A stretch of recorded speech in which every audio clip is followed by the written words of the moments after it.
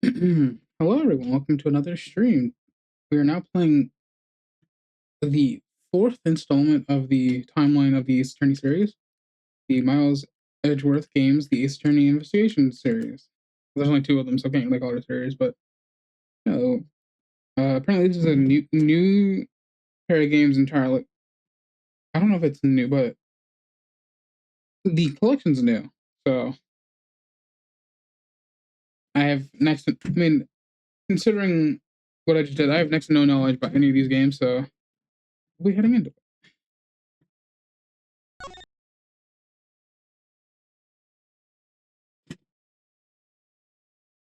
That was a really fast thing. Mm-hmm.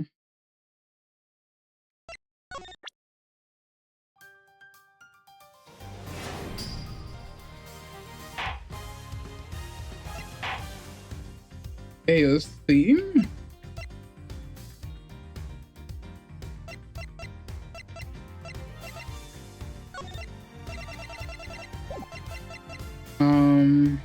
Oh, here we go.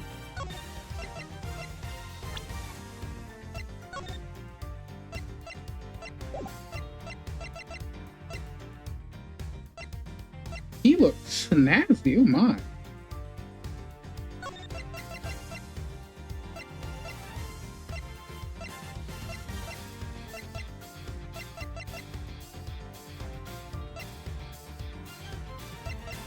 Screen shake.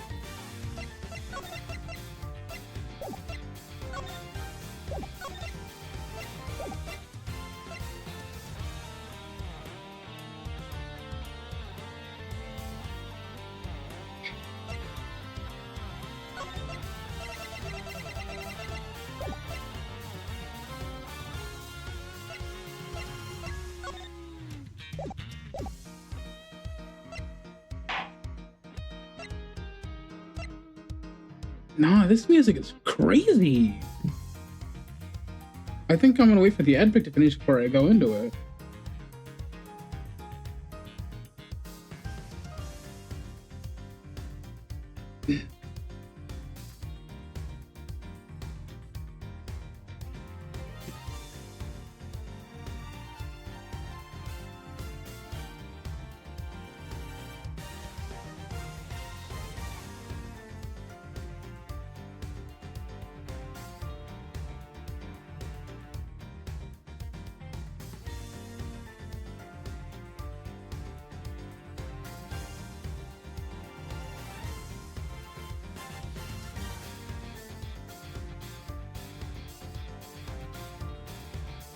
Hey Munchulax, how's it doing today? I'm letting the ad break end before I start, but this theme.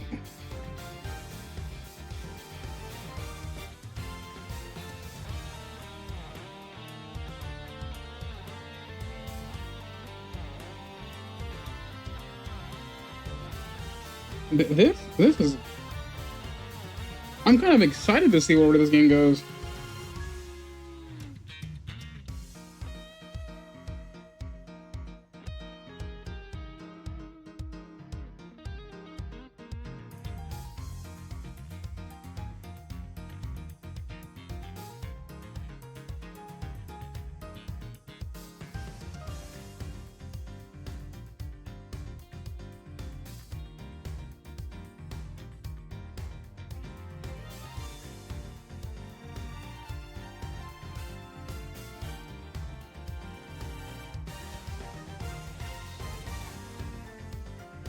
Yeah, I have next to no knowledge about these games, so this is going to be interesting.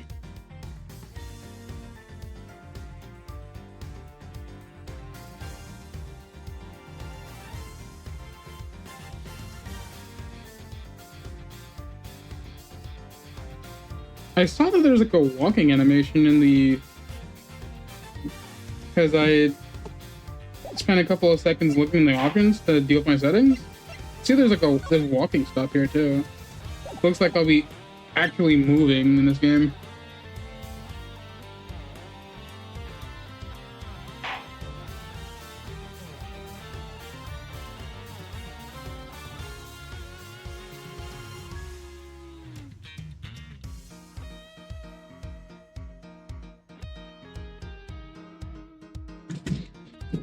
Alright, the ad break is over. Let's finally do this. Turnabout Visitor. I've noticed every game has turnabout in the title. Describe everything. Everything old is new for playing the game with HD chibi characters. Achievement ready. March 14th. Make sure the defendant is found guilty. What other choice do I have? That's the job of a prosecutor, after all. That may be true, but why? Isn't this Edgeworth's office? Why go this far? Yeah, this is his office, isn't it? Sorry, maybe I wasn't clear enough. But a guilty verdict is all that matters to me. No matter what the cost. Yeah, this is... Man, why we...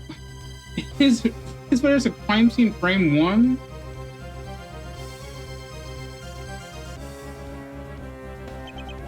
I'm a prodigy among prosecutors. Always have been, always will be. Are you really a prodigy to call someone?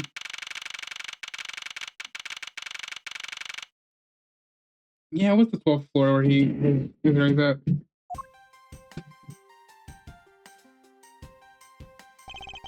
It's hard to believe I've been away from my office for a whole month. Detective Gumshoe has been keeping an eye on my office and keeping it clean. The door's unlocked. Detective Gumshoe? What's this smell? Very familiar. Blood? Ooh, some of the tracks are still the same too.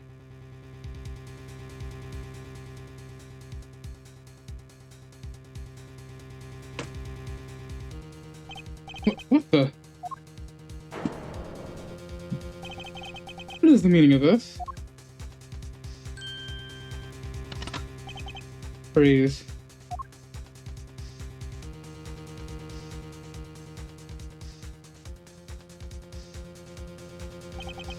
Identify yourself.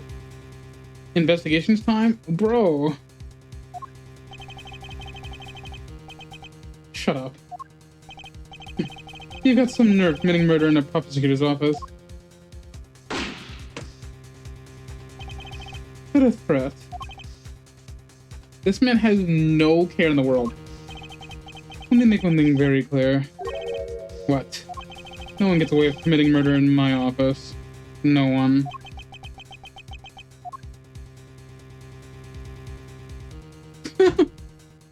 Further ran.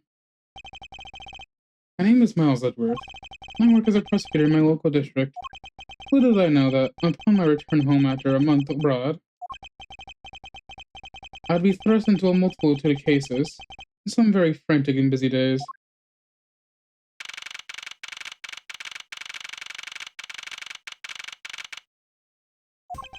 This is RP. Ooh, evidence.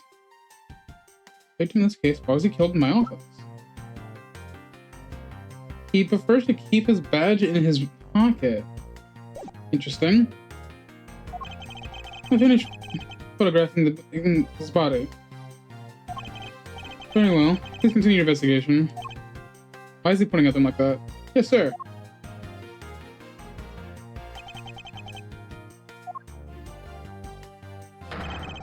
Ah! Mr. Edgeworth, sir. Are you okay, sir? Keep it down, detective. This is a crime scene. Oh, he's back. But he just got a new jacket. Why is he back to this? When I heard the murder had taken place in your office, I ran straight away. Run here, straight away. This is Dick Gumshoe. He's a detective, the local president, and the one they assigned to handle this murder case for the time being. You know, as many cases as Gumshoe does, it's a shame they keep giving him no pay. You're looking a little pay, sir. You hurt? No, I'm perfectly fine. However... Look what they did to your office. It's totally trash. I'll say. Hope it's leaving my floor with dirt rather than well. He's also the only murder detective in the entire world for some reason. Yeah, it's like... He gets a lot of shit. And don't get me wrong, a lot of it is deserved. But also, I feel like you should treat your only guy a little better. No one gets a way of checking mud into my office. Well, so you're really getting burned up over this whole thing. Crime's committed in my office, so it's my responsibility to solve it. It's just like you, Mr. Edgeworth. Okay, time to do some investigating. Agreed. First course of action is to gather relevant facts and leads. Let's not overlook anything, no matter how small, if we were to find the truth. I'll keep any leads or information we find etched into the forefront of my mind. Speaking of things that pique my curiosity, why of all places did the murder occur in my office?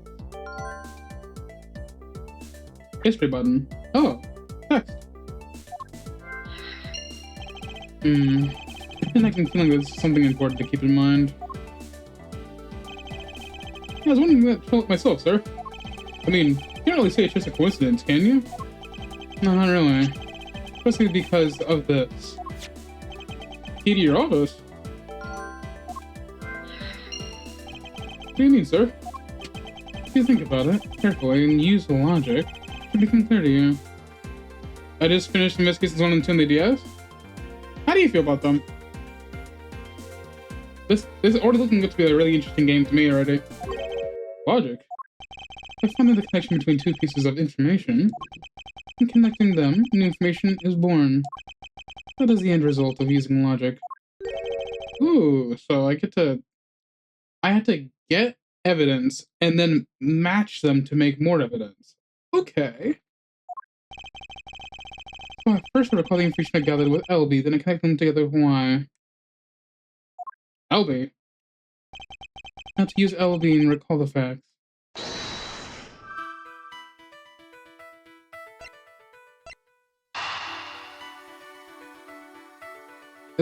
This is interesting. Prosecutor Edgeworth used logic. It's super effective on Gumshoe. A lot of things are super effective on Gumshoe. Why is there an energy bar? I got an achievement for that. Okay. Security reasons, all prosecutor's doors are outfitted with locks, which means it would have to be hard for the murderer and the victim to get in here. Here we go. It's impossible to dismiss the location of this crime as a mere coincidence. Yes, that's exactly what I was thinking, sir. Am I about to see a capable Gumshoe? There must be a reason why someone infiltrated my room. What was the killer after? I'm really on the ball today, Mr. Edgeworth. Beautiful logic, sir. Yes, well, when you follow a lead to the conclusion, only the truth remains. You know, if he was this good, why did he have to resort to all those methods back in the first two games? This game takes place between the Trials and Tribulations and Apollo Justice, by the way. And so there's a sequel. That is actually why I moved on to these games before I went onto Apollo Justice. Because I did look at the timeline and saw that these games were next. I wanted to follow the games in chronological order, except for the Great Ace Attorney Chronicles. I'll do those ones last. However, the mission doesn't line up properly and may stray far from the truth as well. If I think carefully we'll piece some leads together, the logic should flow. Let's get started with our investigation, shall we?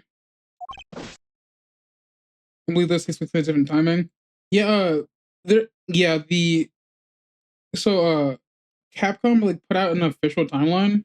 It's like the Great Eight Chronicles are like 100 years or 200 years in the past. Then it's the first trilogy. Then it's the investigation games. Then it's the Apollo trilogy. I also saw some other side games, apparently. I'm not sure how I'm supposed to deal with that, though. Yes, sir. Interesting. Basis of any good investigation is examine everything, sir. I know that. And when I want to examine something, I simply use A when I'm next to it. Okay. Well, if you ever feel lost and need to talk, just use Y, okay? I'll give you great, precise evidence as A space getter, sir. I'm gonna try later for the free time, I suppose. You got it now. You called, sir? Is there anything you noticed that you would like to share with the Gumshoe? So I rushed over as soon as I heard there was a murder in your office, sir. Investigation just gotten started, so I guess there's not much else to say. So were you the one that found the body, Mr. Edgeworth? Fortunately, on my return, the office started to be unlocked. What awaited me inside was this whole messy affair. Ouch, that's rough. Even though I left the security of this room to a certain detective. So sorry, sir. Oh, you're following me. What do we have here? Let's give the murder weapon.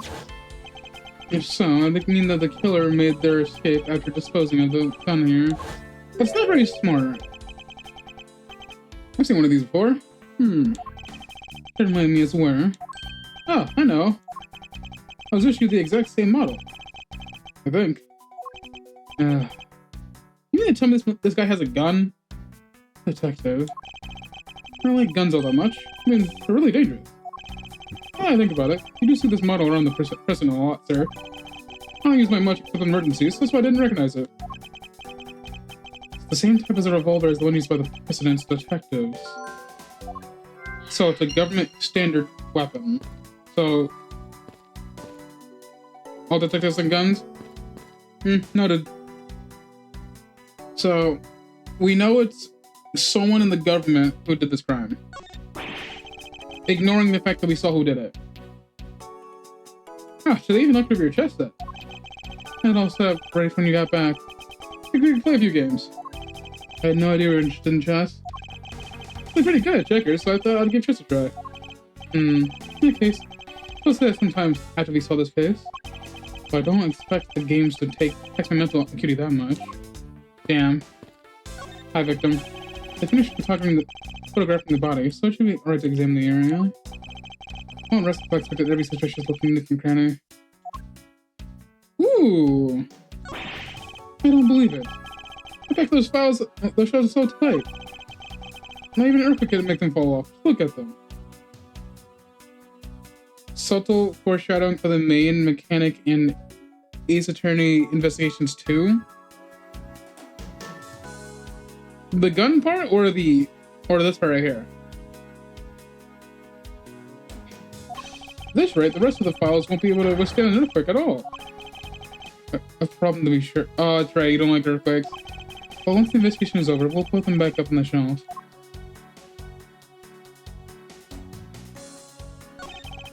Files are all over the floor, sir. Probably fell during the struggle between the victim and his killer. Oh, I tried so hard to keep this place spotless while you're away. I mean, this should run all the time I never look pointless. No one ever asked me to clean my room. Well, I watered the flowers every day, just like you requested, sir. I decided some cleaning to the list as well. It's a weekend special. For about half a day every Saturday, I'd come in and clean this place until it sparkled. This man goes above and beyond. And he's treated like dirt so bad. Again, a lot of it is deserved. But goddamn. Gumshoe needs some love. Does he have a wife? What do we have here? Yeah, I think I've seen one of these before. It's called a wallet, buddy. Police badge. Oh, no it's not. Police badge detective. Hey, I have the exact same thing, actually. Quite kidding. Let's take a look inside.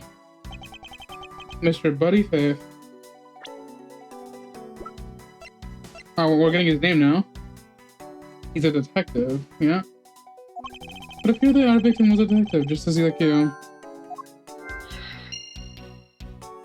You gotta gather a few pieces of pertinent information. Try to calmly small logic and figure out if any of them are connected to each other. Hey buddy, that can wait. Buddy Faith, great name. It is a interesting name for sure. Let's see here. There's blood all over this lower abdominal area. Looks like the bullet passed clean through his stomach area, sir. In other words, he was shot. Yep. The autopsy report's done. We won't know much more than that. Please have the body sent to the morgue once they're done processing the crime scene. The body was found at 2:05 a.m. I'm gonna be okay with keeping track of the evidence we find, sir. Of course. This is the safest way to keep track of it all. Alright, if you say so. Keep all the evidence I find either in or with my organizer. I want to re-examine the case. I have to press R to open organizer. The organizer isn't only for evidence. I keep people's profiles on hand too. Probably a good idea to make a habit of checking the facts often. People in this universe are just good at remembering stuff, I guess.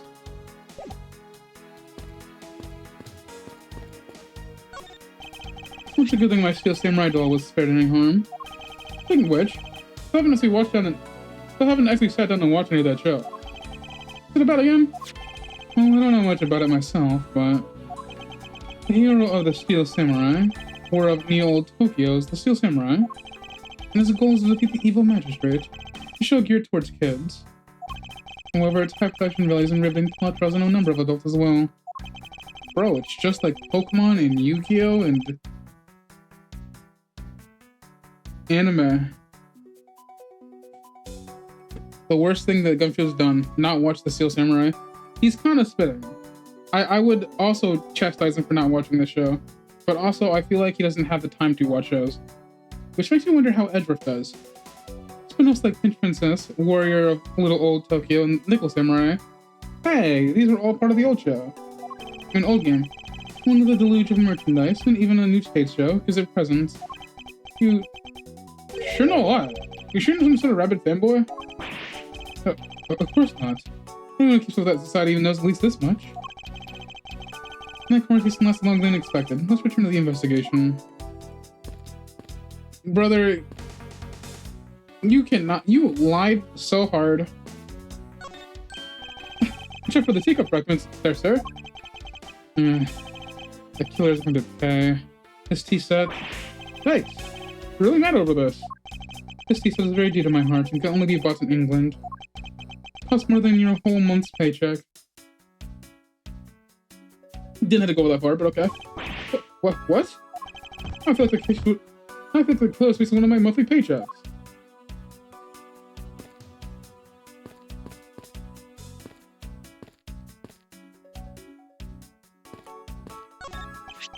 Oh, it's your trophy. The, Knight of Prosecutors, right?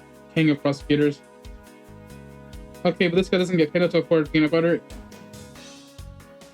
You know, when you put it that way, that tea set could be worth anything. King of Prosecutors. It's not a trophy, it's a shield. You only send this to the winning prosecutor, right? Yes, but I have no real interest in the perceived worth of other people. It's my own worth. That is something only I can determine for myself. But that's so slick, sir. I have to try saying that sometime. Fortunately for him, his monetary worth is tied directly to his worth for me. Crazy. It's been a while since I've sat at this desk. Oh, how I've missed you. A teddy that looks newer than when I first bought it. Yeah, this thing's so polished it makes the mirrors jealous. Don't tell me you had no other work the entire time as way, detective. My job is to protect your office, sir. And you did such a good job protecting it that a murder occurred in it. It's harsh, sure. I have to admit, the desk never looked better, so I guess I can't talk this way. Bro! Why do they have so much power to dock his pay anyways?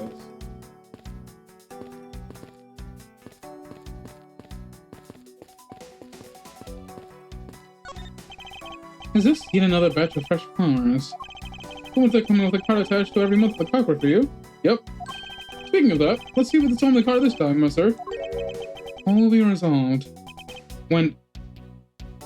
Oh my god, Wendy Oldbag. Oh, Miss Irony. How painful are thy thorns? Wendy. Isn't that the name of the old lady with the whiny voice that stalked? Not detective. You need to remind me further. Ugh. She's stalking him. That's not okay. Oh, we can solve this quickly. If you return relaxing on the sofa. It looks a little billion times softer than my mattress at home. Can I sit on it too? Just for a little while, sir? Detective Gumshoe, you know I can't allow that. Until this case is solved, neither of us have the time to spare, let alone rest. You're right, sir. I'm gonna work hard and be a real trooper to the end. Even once this case is over, I don't think you can afford to take any time off. Sad. How is it coming along? Please, any of absolute silence. Fingerprints lifting his delicate art. Oh, no, I never. Do you have anything to report? Sir, yes, sir. Nothing out of the ordinary right now, sir. Yeah, there's something out of the ordinary right in front of my eyes. What a contradiction. Something out of the ordinary, huh? Should look around a bit more.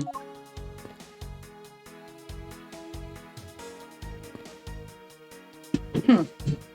Am I missing anything?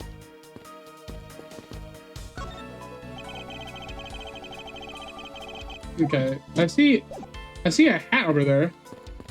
I wanted to check that out.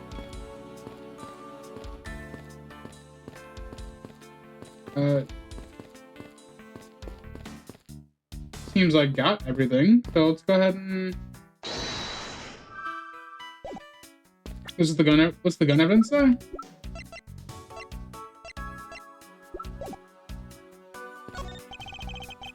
So that typically this person all use the same model revolver. I guess. I don't like guns. At least I do know the different types out there. At least he knows something related to his job. Why do you have the gun as evidence? I know it's considered logic. I don't know why, but killer's goal. The victim was the detective.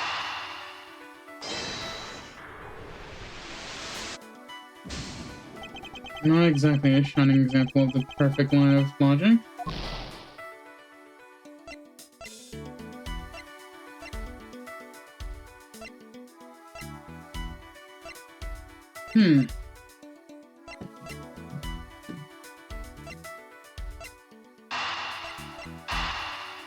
These two are both kind of similar, so I feel like this is connected.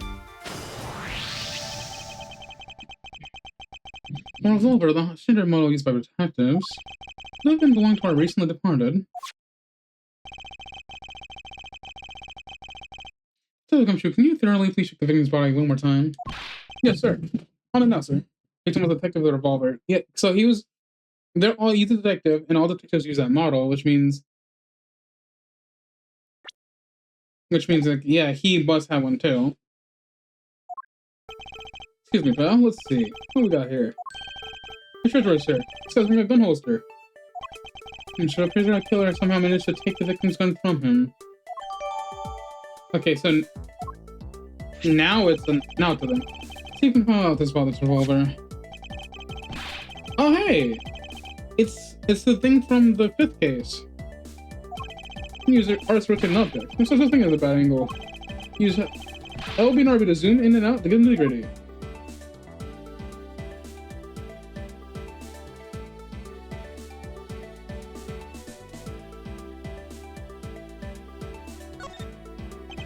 I think it's so easy to take a life with just the pull of a trigger. You know, I can't ever see myself really liking guns. No, but I do love the ones that the track and field needs to start races. Take off before it's fired, everyone was done to follow your lead. They chase you down for a false start, detective. You didn't mention it. You know I finished first, I was up in last place. This guy.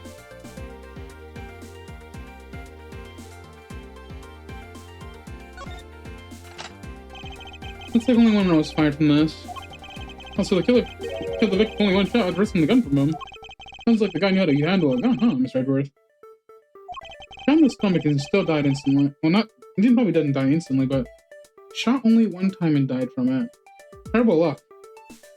I have no proof for now, but this is a distinct possibility. This is about all we're going to find out. Just in the body to the Jim! Damn! Why oh why? How could this happen to a guy like you? You alright? Don't touch me. Leave me alone. Just let me be. Sorry, but I can't do that. The investigation is still ongoing, so please refrain from touching the body. I believe this guy has like a surfer voice. If there's voice acting, I'll change it if needed, but I don't know. The body? The body? Don't talk about him like he's some lump of flesh. Look at him. Jim looks like he's just turned in for the night. Hey, you know his name is Buddy Faith, right? Sure. Just a bloodstained suit, pal. Aren't you the murderer? Where are my manners? Aren't you that prosecutor? Why, yes. I'm Jax Portman, prosecutor. Jamie was my partner in crime busting. I'm Miles Edgeworth, and like you, I'm also a prosecutor. That's a big gumshoe, sir. So you're Miles Edgeworth. Yes, this place is here for office. Yes, that is correct. And it was you. You're the one who killed Jim. Hey, don't go around jumping to conclusions, pal. Just calm down, okay? I will not. I know how things work around here. My prosecutor's office doors all have locks built into them. And only the owner of the office has the key to his or her own office door. That is correct. However, I was not the one who killed your partner. Yeah, Mr. Edgeworth has been overseas on a business trip this whole time, pal. The key to his door was with me the entire time, okay? So, why would you admit that? The only one who can get here was me. Wait, that means... I'm not sure what that means. It was you, then. You're Jim's killer. Oh, wait, pal. You got it all wrong. Everyone calm down. Mr. Portsman, correct? You're a prosecutor. You should know to stay collected. Investigation only just begun. Isn't it too early to be drawing conclusions? Alright, I get the point. You're right, my mistake. I get a little hot-headed sometimes. Sure, I'm one cool customer, though, Mr. Edgeworth. I've heard about the rumors about you. You're the great genius prosecutor. You know what? Gotta hand it to him. He changed the way people view about him really fast. He went from being hated to loved. Something of a legend, you know? Anyway, call a truce and work together, okay? How about a handshake to seal the deal? A pleasure doing work with you. Damn. You're conducting your investigation, right? Sorry for budging in like that. Hurry on then. It's your room after all. Thank you, I intend to. I want a little more time to say goodbye to Jim. You there. Sir.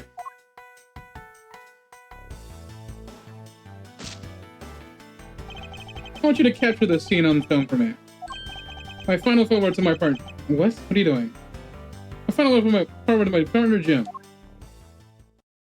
You're allowed to do that? Probably give them some space. It's a bit weird. Hey, your jacket, sir. It's sitting on the floor. Must have fallen off the wall when the killer tried to threaten me by firing around. So, there's a safe behind it. The motive was probably money, right? Time for a brand new voice line, huh? Ooh. They dared to shoot the ultra special jacket that you made your prosecutor debut in. What if they had shot through it? There'd been a disaster. Not worth getting worked over, detective. I'm in something more here. Huh? Like what? I think you haven't noticed it yet, detective. There's a giant contradiction right here in front of us. Really? When I say contradiction, he must be rubbing me off on me. Starting to sound like him. Well, yeah, it's your best bro. I have my own methods, and I will conduct this investigation my way. And the scene before me contradicts a piece of evidence or seems off. That's when my detective skills come into play. First, I have to find the spot that holds the contradiction.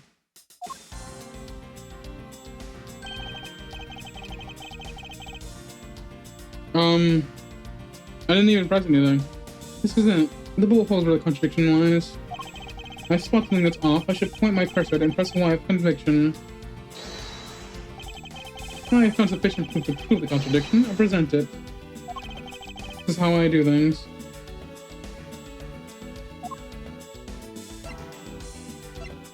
Only one shot was fired. Eureka! Eureka! This bullet hole is a contradiction. This is a practice. Makes sense, but I expected them to, at least let me try. What do you mean, sir? It's elementary. He's gonna be saying that a lot now? Fuck yeah, I love new voice lines. It's elementary. 2 shots were fired in this room. The first felled the victim. And the second felled this frame. Yeah, that's right. However, this gun was only fired once. And it's true too. Which means that one of these 2 bullets was fired from a different gun. Will the killer have another gun prepared for him tonight? By the way, I noticed something, sir. Yes? What's that thing sticking out from behind the frame? The secret safe. A secret safe? Oh, I smell money. I'll spare us the trouble and just say it. Nothing like what you're imagining is inside. If you can kindly move this frame out of the way. I'll do that. Achoo, achoo. Talk about dusty. Suppose that's what happens when I'm not here to dust it once in a while. I noticed there's a spot where it's not dusty. But no, there's safe here. We're out to clean for you, sir. Where did you put this thing in? It wasn't something I had installed personally. Every prosecutor's office has one. But really? I had no idea. Well, only prosecutors also have knowledge of their existence. Since I'm Mr. Edgeworth. Right now? Nothing. We only use them to store especially important evidence when the trial's in session. That's it? What's squash my hopes and dreams? I want to trust until I've infected every suspicious looking cranny. I'm not gonna spoil where it is. I'm just letting you know there's another new wish in this game. Interesting. Well, this is odd. Want something, sir? This keypad, don't you find it a bit too clean? Yeah, there's a thick layer of dust all around it, but not on the keypad itself. You there, forensic scientist. Yes, sir. Could you please dust this area for fingerprints? You got it, sir. Couldn't find let a single print. I think it was wiped out well.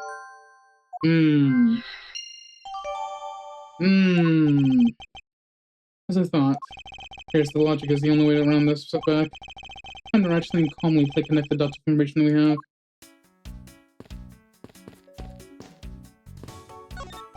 Mr. Portsman, a word if I may.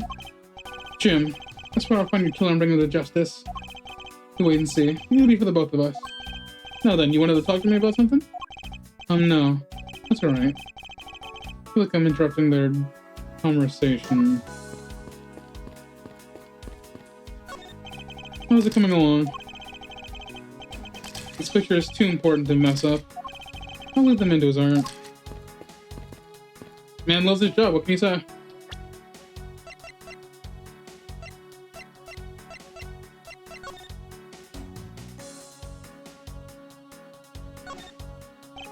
Each prosecutor's badge is engraved with the number of its owner on the back. Numbers, but we're not human on the inside like everyone else.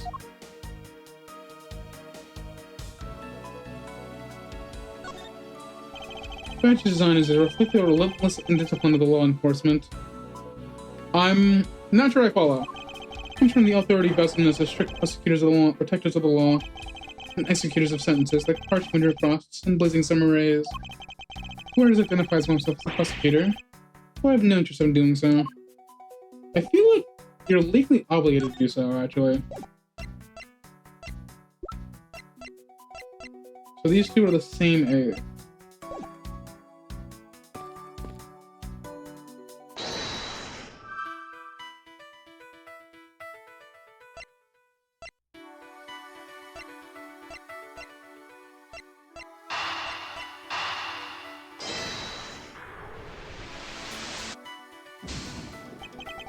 No, okay. My thought was the killer's goal and white fingerprints. I think he's after something in the safe. That's my main theory. I believe I figured out what the murderer was after. What is it, sir? The fact is the safe was wiped clean of fingerprints suggests the criminal had at least attempted to open my safe. And the culprit's motive for breaking and entering, theft, I believe. I wonder if knowing the motive behind this breaking was theft changes what the other piece of information can tell me about this crime.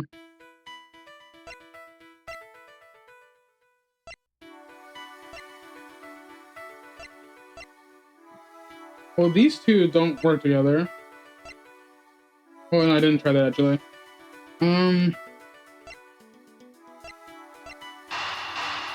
My guess is that... No.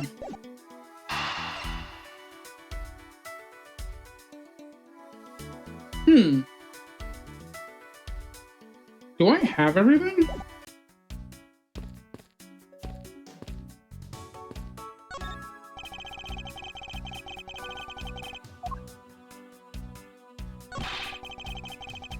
Apparently there's a safe hidden back here. Well, if the detectives knew about them, they wouldn't be secret now, would they? Are there any other secret hidden things in this room? Even if there were, it would defeat the purpose of being hidden if I told you. So don't bother looking for them. But there's no, like, hidden camera around, right? What if there was? Ah, no, it's nothing. Can't say anything. Why wouldn't he ask me he's been doing in my office while I've been away?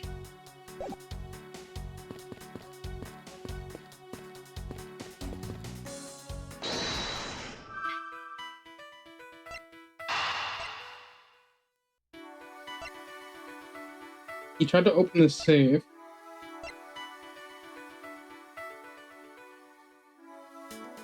Maybe it's something related to a case. Pro tip, be smart. Listen, I haven't had to think this hard in a while, alright?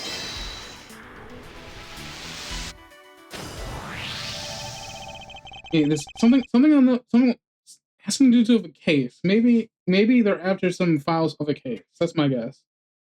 There's possibly the files split on the floor are not the result of a struggle between the victim and his killer. Oh, you mean like it could be from when the killer tried to find something, sir? Precisely. You need to figure out if any of the files have been stolen. Yes, sir. I'm going to show the files like you've never seen them before, even at the library. Sure. Let's give that a try.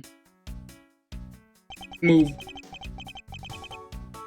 Why do all the good die young? Really must ponder that every once in a while, Mr. Edgeworth.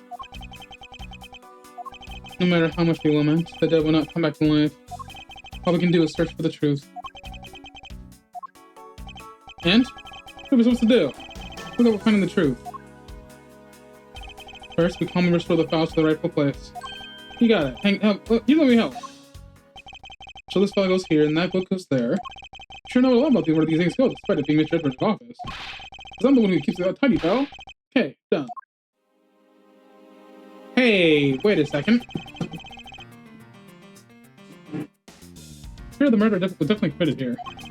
The bloodstains in the bookshelf are still fresh. I suspect the victim was killed in a standing position, hence the prints on the shelf. Then the guy fell into the floor, right? Blood's kind of grossing me out. Detective, I don't have the time to deal with your weak stomach right now. You don't know good of blood, sir. Certainly there's something wrong with this picture.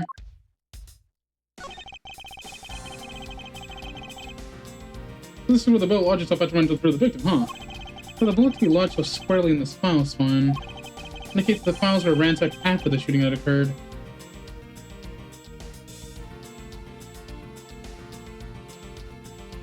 Again, he's the one homicide victim in the entire world, apparently. Treat him with respect. That's what I'm saying. Indicates the files have been ransacked after the spot shooting occurred. Well, I guess the victim was moved because he was in the killer's way. Victim's handprints. Let's just try to support himself with his hands after being shot. There are prints on the floor, too. This must have been made when, unable to stay standing, he dropped to the floor. Here's the victim was in a sitting position here after being shot. So that's why the teeth of the victim's pants have been blood on it. Why is there hair in my mouth? I don't like this. Maybe the logical conclusion. So I'm gonna have to figure out what the douche should do. Kill him with the body because it was leaning against the bookshelf. One of those guys can't prove that he pretty well. In a sense, I suppose. See, I'm not completely useless, Mr. Edgeworth.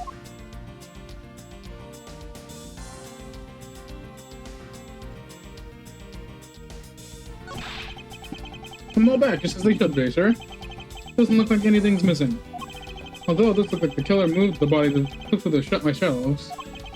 Wonder if they found what they were looking for.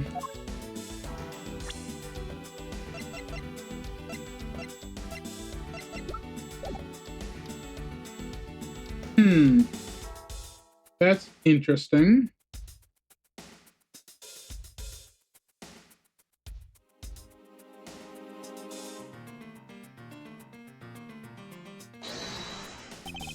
This is fucking back to any of the events I hold.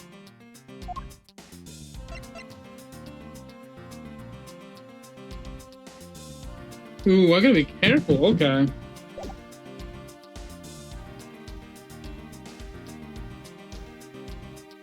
Get rid of Eureka.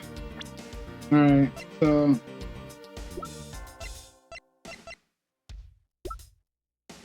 Buddy Faith was killed at the bookshelf. The murderer is looking for something.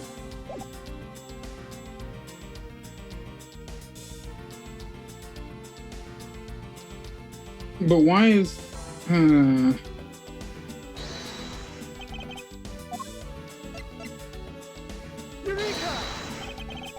Okay.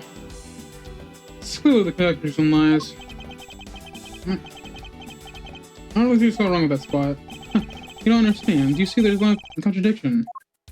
Mr. Edgeworth, sir, what if you just admit when you're wrong? Okay, so I'm gonna be hearing Eureka a lot.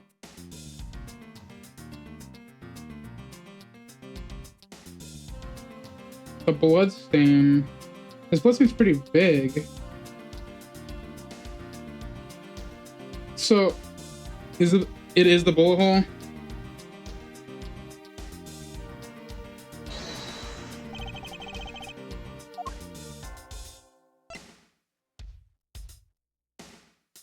If you're shot through the abdomen,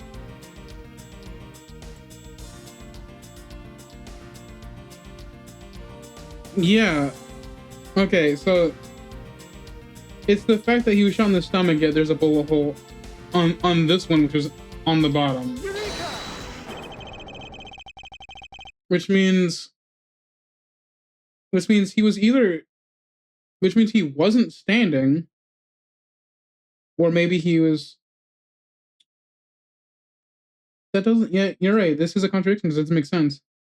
That makes. Yeah. Okay. Okay. It makes sense by not making sense. What do you mean, sir? You don't see? Quite simply, the bullet hole itself is too low. The victim was shot in the stomach. The hole should be much higher up. What if the guy was shot while he was sitting or lying down, sir? That would be illogical. The victim leaned against the shelf here after being shot. It suggests he was standing when he was shot. And that means... Wait, what does that mean, sir? It means you need to use your brain every once in a while instead of mine, detective. In any case, it means someone made a faulty assumption. It was from this mistake that our current contradiction was born.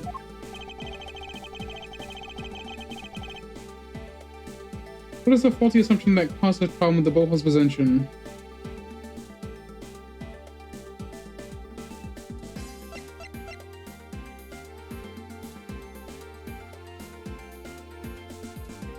I was looking at the case, because the order of the file, I was looking at that. It's the...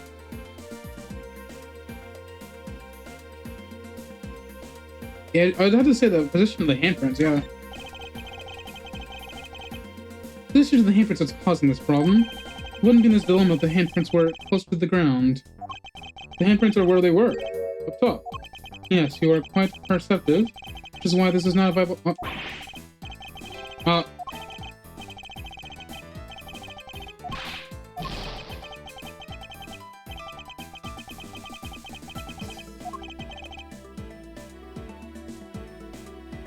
So I'm already almost halfway. It had to be the position of the body, right? I feel like position of the body and handprints kind of go hand in hand, which kind of bugs me, but I'm not the brightest person. The victim was shot while I was lying down. Wait.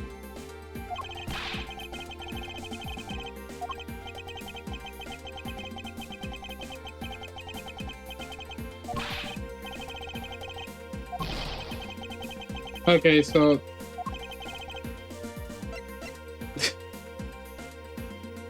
both of those wrong. So it's the order of the files.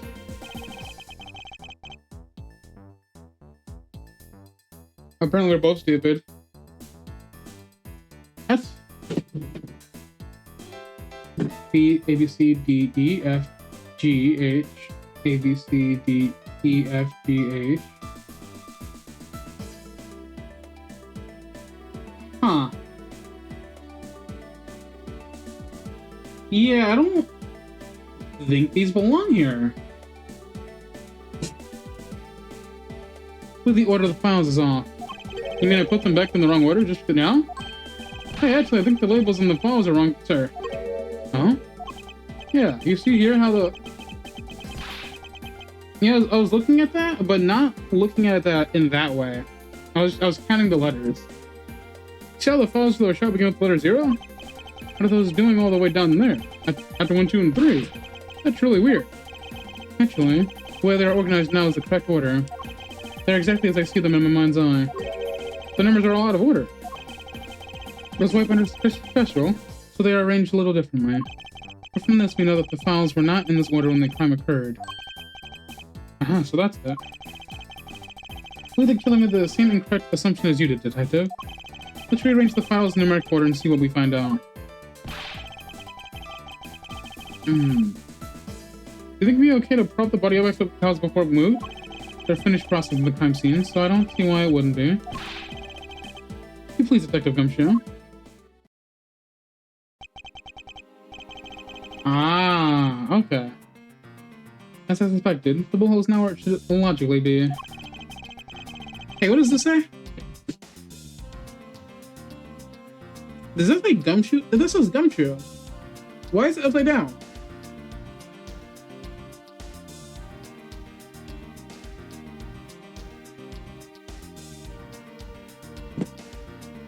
The killer went through my files first before shooting Mr. Faith. Then put the files back in the numerical order, I guess. Exactly. And proceeded to shoot the victim. But why would someone kill a man and then look through your files once more time? Has a killer an idiot and wrote his name, set that down? Fair. I'm sure we'll look into that in a second.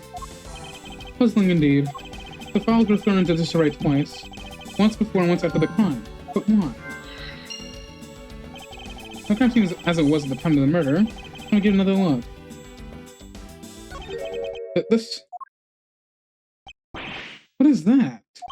What does it say Gumshoe on in their own blood? That's incredibly incriminating evidence. Yes, indicative of criminal activity, indeed. No, wait, there's gonna be some mistake. Careful, sir. Please help me. Say something, sir. It appears that one of my files was stolen. Is that all, sir? What about me and my situation? Just the killer was really after. Investigation complete. Ooh, I got my stuff back. Looks like Jim was able to leave us the name of his killer in the end. And this most important message managed to reach us. I'm telling you, it wasn't me! Oh yeah, the killer would just write his own name, yeah. Amazing reasoning, Portman. See, it's funny that you say that, because just earlier, they used that same logic in the case we did yesterday. Before we got to the got out part, it was like, oh yeah, Maya's name on it, so she's definitely the killer. But you know, as of course we figured out that was not the case. It wasn't me. You can't be terribly pleased. You can't be terribly pleased to hear your beloved partner is the guilty party. You are going to accuse Detective Gumshoe of being the culprit. Sincerely hope you have some proof to back it up. Jim's words, they're more than enough, wouldn't you say?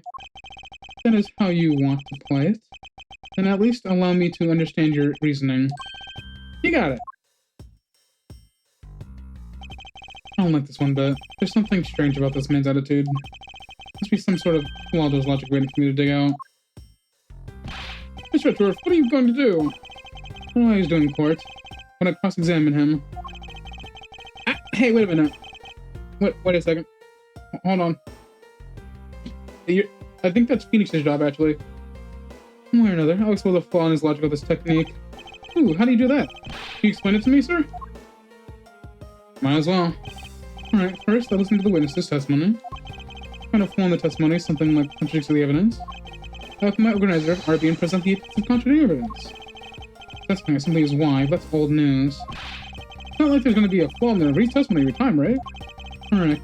First time I need to press the witness of LB.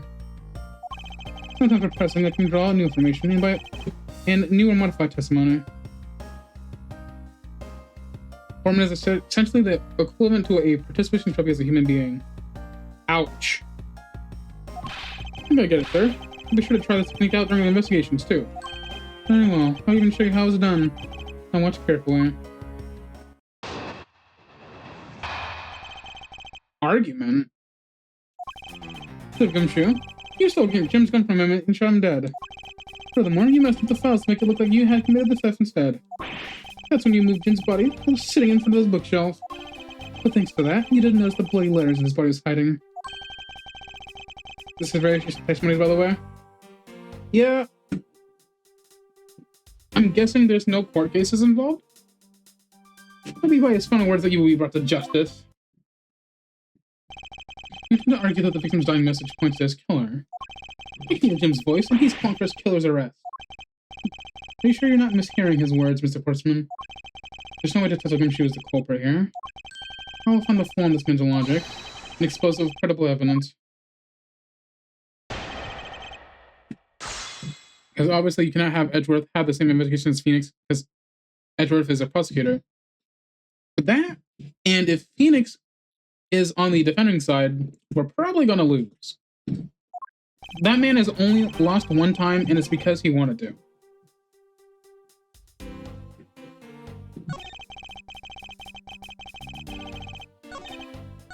Can I make this faster?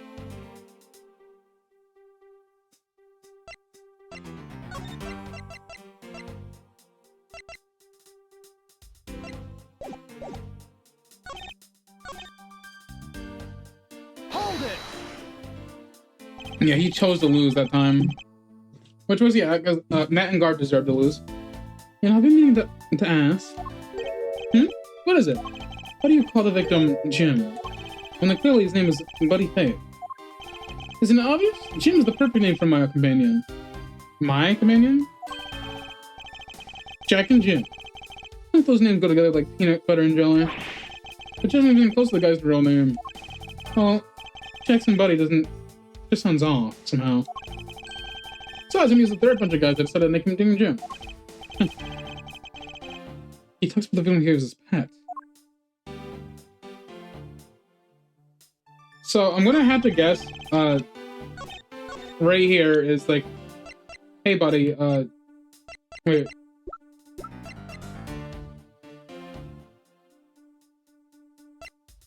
Oh, they changed the evidence thing, because every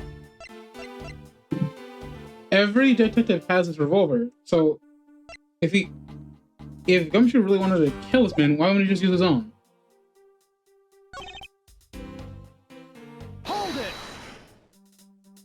Do you really think it was necessary to disable my shelves twice to do that? That's true. Okay, then maybe his real intent was theft. Hey, you're accusing me of stealing something from my Mr. Edgeworth? It's a possibility. Maybe your shell has been cut so much that life is selling a little too rough to handle. Let me know that I eat 3 scrub meals every day, pal. Okay, so all 3 of them happen to be instant noodles. But, poor thing, what an evil prosecutor you were paired well with. What a motive, no? I agree that it's kind of it would be a motive, yeah. Hold it! I didn't mean to do that. I'm gonna just die.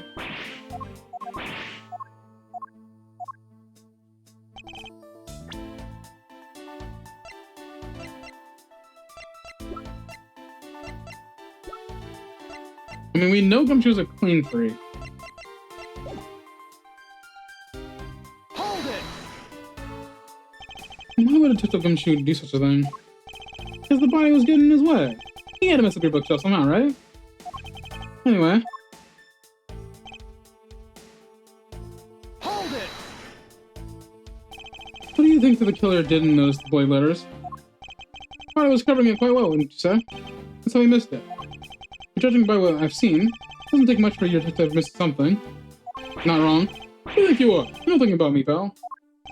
There's a lot a person can understand about another from first impressions alone. Can't say I disagree with him on that one. Why don't you say something, sir? How you too, Mr. Edgeworth. Because I like his attention to detail. I don't believe the detective to be the culprit. No one could have avoided letters, and I can prove with evidence. trying the best for a better setup. For a game finishing strike. No one can miss that? Okay. Hold it! He's saying that those letters were intended for you. Yep. I was a detective. I would expect no less from my former partner. Looks like Mr. Portsman doesn't understand. He's yet to figure out the true meaning behind those bloody letters. What are you spotting over there?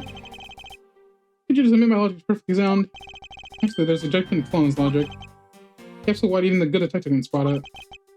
I clue Mr. Portsman by presenting him with some evidence.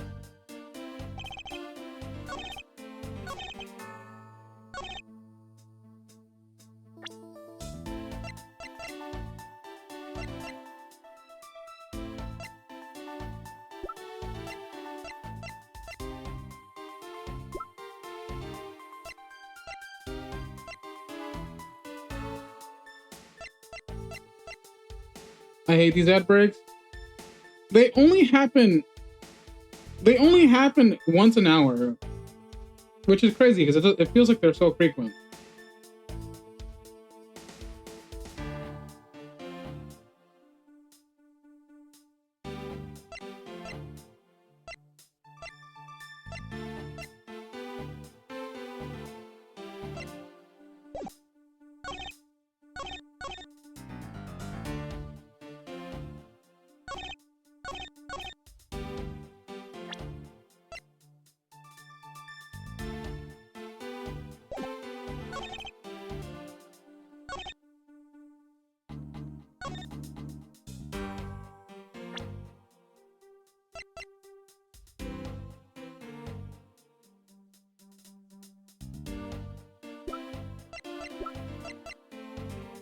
I would want to say it's the revolver because that's one of them have it, right?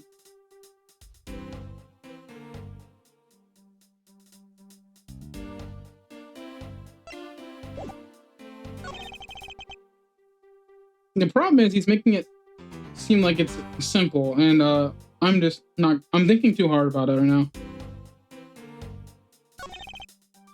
Hold it! Which is sure that okay. What do you call it in the gym? His buddy calls him a pet. Hold it!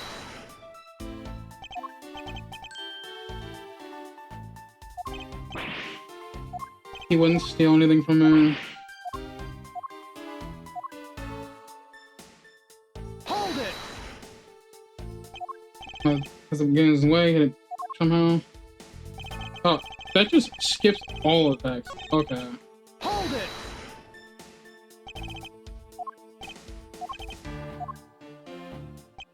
Hold it! What do you think put in the sweaty letters? Putting low? That's how you missed it. Doesn't...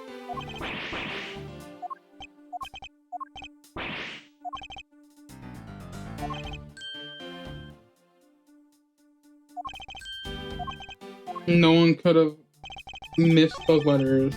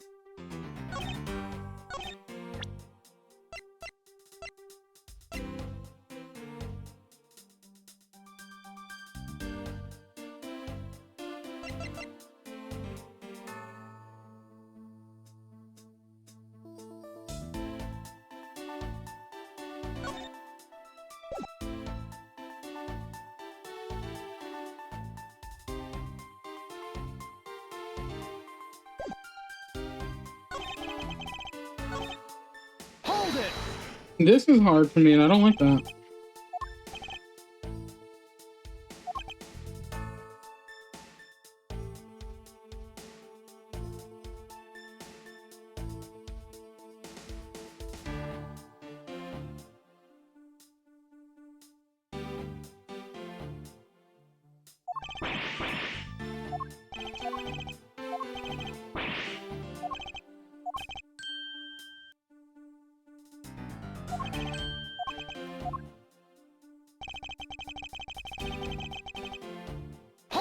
Playing someone better than me, smarter than me, is crazy.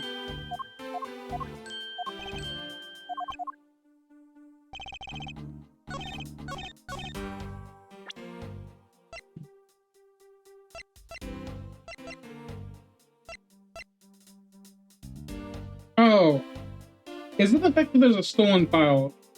You can't miss it if the file is just stolen.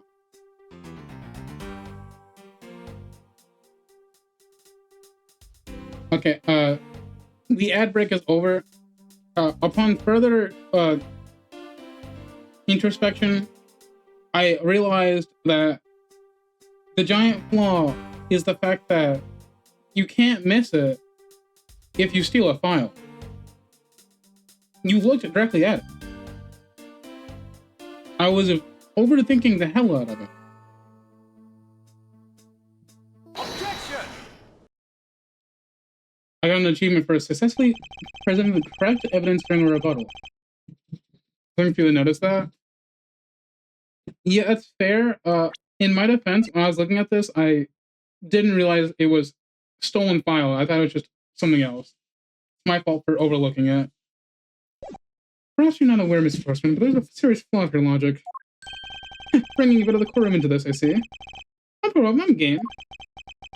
Can't help but find it odd. Excuse me? Odd that a fellow prosecutor would be brought down by the Harbor's own office. What is this? Music? Oh my. Odd that a fellow prosecutor would be brought down by the Harbor's own office. What are you talking about? Oh, you're joking. I get it. You have the time to laugh, and you have the time to take another closer look at this. Do you still not see? Now may I direct your attention to the missing file? But what? It's impossible.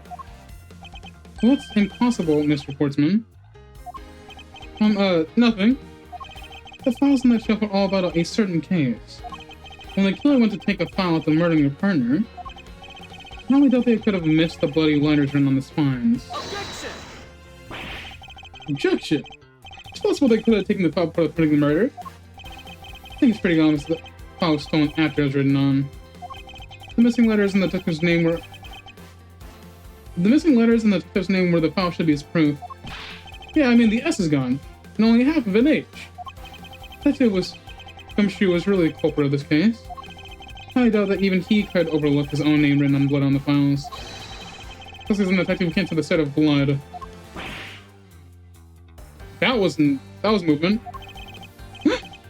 Which means, what exactly? What does this make his dying message? It makes it the work of a criminal intent on tampering the crime scene. By the way, how rich is Edgeworth? Let's see. He has figurines. He has that really nice like that sofa is really luxurious. That is a nice ass desk. Those curtains are kind of crazy. I don't think I've ever seen him not wearing a suit. I want to say he at least makes at least 6 figures. At least lives in a nice ass home at minimum. Especially since he was technically raised by Von Karma too. He has to live like upper level. He's the work of the criminal intent on tampering the crime scene. That's so low. I can't believe the criminal would try to pin the whole thing on me, sir. I'm gonna get him, sir. You'll see. I'm gonna have him under us in no time. Oh, Mr. Portsman? Brilliant. Absolutely splendid. Not deserving Olympic gold. I appreciate the praise, but it doesn't change the fact that your reasoning is flawed. You win some, you lose some. That's how life goes. Everyone's so cheery, even though I feel more dead than alive. But you know, it really is a shame. I really didn't want to have to bring this up, however. What is it this time? Talk to me, pal? You made me for a sec. Who has the key to this office? That would be me. Mr. Edgeworth just proved that I'm innocent, pal. What the? What the? That's absolutely right. And I acknowledge your innocence. Why do I sense that you still have something to say? You...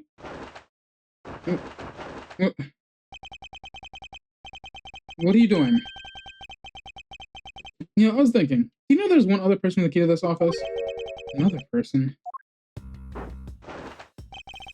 Hey, you there. Yes, sir. What is it, sir? Would you kindly fetch and escort that lovely young lady here for me? A lady? She a member of this building's security. And first material witness. Security? Security? Oh, stop it, pal, don't. Wrong of him all of a sudden. Oh. Is that Maggie? At least she needs no introduction. I've called upon Miss Maggie Bride, a member of security. Oh wow, Maggie, the stupid spelling of her name is gonna get accused of murder for the third time. She just can't catch a fucking break. You know, considering that this only takes like a month or two after Trials and Tribulations, I guess she quit the Tresbian job, huh? Detective Gumshoe, sir. But Maggie. This Brad is a security guard on watch tonight. I see. And your point is? It's more likely she got fired? Possibly? But then you have to remember, that man was $500,000 in debt.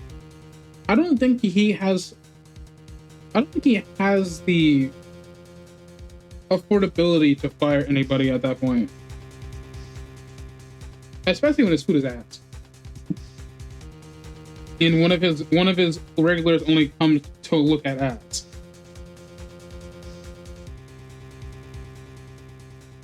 But in your defense, she probably was fired because her life is nothing but bad luck. See, and your point is? My point is that she could have really well have used it. And by it, I mean the master key. She can open all office doors in this building. What? You are not the guilty party, Detective Gumshoe. The only other person with access to this room is Miss Bride. How dare you? I'd never sneak in someone's room. That's right. I refuse to believe that Maggie's the culprit, pal. It was me. That's right. I did it. Let me take that as a confession, Detective. Well, it was really me. But it wasn't Maggie, pal. But yeah, it was me. It was you. And no problems with that, right? Please refrain from flying off the handle, Detective. There's no need for such theatrics. Stop. Listen to your boss, Detective. He understands what I'm saying here.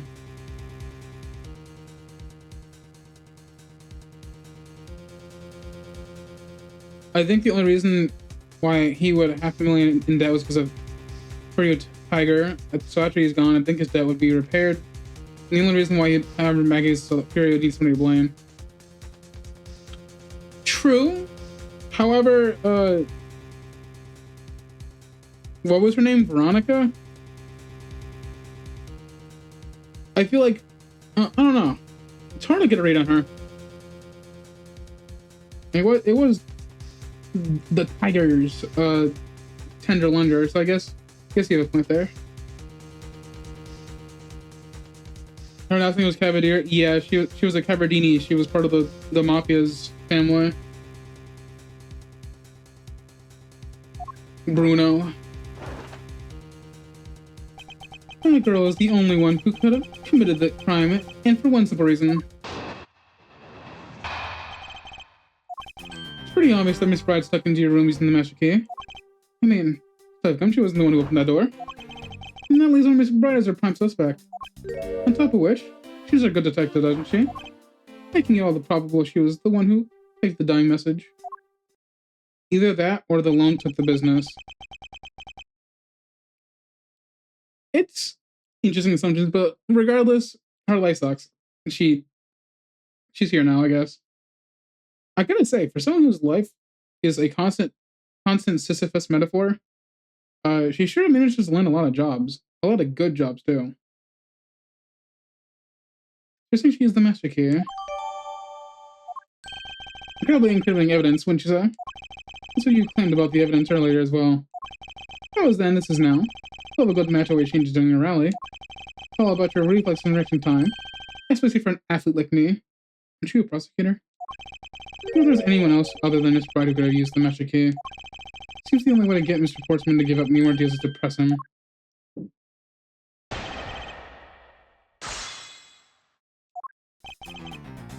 Hold it!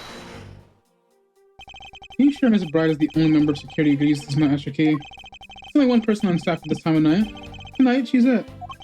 Isn't that right, Miss Bride?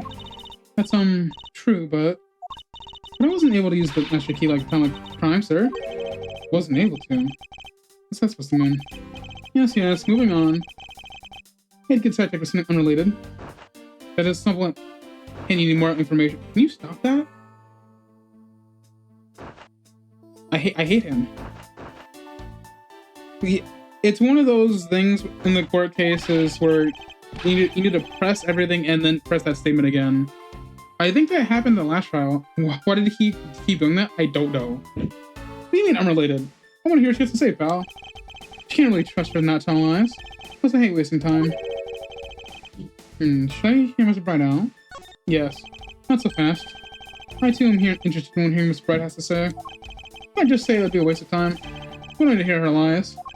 I'll be the judge of that. Mr. Bride, if you please. Discovered the master key was missing at the time of around 1 a.m., sir. What do you mean by missing? As in, it wasn't anywhere in the security booth, sir. The killer must have stolen it. Mr. Portsman, I believe this is an important piece of testimony, don't you? I can't believe someone like you would be taken in by such words. I'm not lying, sir. Objection! If that's the case, then I'd like to know. What do you have the master key now? I don't quite know. I just reappeared all of a sudden, sir. A likely story. Where's your proof that the key was stolen to begin with? I beg you just forgot where you put it, and then found it again. I never lose things. I can practically guarantee that. And to me, if something disappears, it's usually because someone stole it. Yeah, pal. Trust me, you don't want to just... You don't want to test how bad her luck is. Fortunately, I can't deem this piece of testimony exclusive. Glad you agree, Mr. Edgeworth. But, you still haven't established Maggie's motive for breaking into Mr. Edward's office. Her motive? Didn't we already establish that as fact? I mean, the culprit clearly went through the bookshelves and at least tried to save. Yes, Mr. Portsman said, Detective. Can't ignore the fact that all the evidence points towards a motive of theft. But I'm done taking blows. It's time to counterattack with a few facts of my own. Because if Maggie is not related to the case, why would she steal it? Hold it! I somehow hate this guy more to pain. Well, considering that I'm guessing that he's obviously the killer, something tells me this is the last we'll see of him. I concur that the culprit's motive appears to be event thievery, however. Glad to hear the great Miles Edgeworth is in agreement with little of me. However, I forgot the investigation of the bookshelves and safe. Hey, good thinking. Asking for my opinion on the matter. It'll be too much for you to allow me to complete a full sentence. Hold it! I thought we established Detective Gumshoe's innocent pretty thoroughly. It's a theory, one hypothesis among the many possibilities. I mean, I had my doubts about Miss Bride from the very beginning. If that's the case, then why didn't you mention her at first? Now, don't make that face. See, there goes the truth, running the other way. Let's pick up the pace and see if we can't catch up to it. I don't think you're catching my drift. But we are in agreement that the detective isn't the killer, right? If so, I hope you understand what I say. I sense that she's the only one who can have opened your office door. Hold it! Don't you think it's a bit early to be jumping to conclusions? Are you saying that there's another way to open the door other than the master key? Oh, I get it. Perhaps you had a spare made for someone else. I'll have you know, I've never made a spare. So what you're insinuating? Nothing? It's just not better than suggest something like you would. Hold it! Is there anyone in this district who hasn't at least heard of Detective Gumshoe? Good point. He's practically a celebrity amongst us prosecutors. Really? I never was so good at talking, officer. We're holding a collective breath you now. But when you screw up so badly that you literally chased off the forest. Oh, wait, what? Is that true, Mr. Edgeworth? Of course not. It's hogwash. You. Don't scream me like that. Almost had a heart attack. Poor guy. Hold it! By spying message, you mean the villagers that spun out Gumshoe? I figured whoever must have wanted to frame him. And just the act of choosing his name was proof enough that the two know their well. Mr. Edgeworth, what are you waiting for? Hurry and present some evidence. I would love to. But first, we should listen a bit more and digest what he's saying and present for more information. Well, now that we have everything, Hold it! he's probably famous because he thinks he works for Edgeworth. I think he's famous because he fucks up a lot.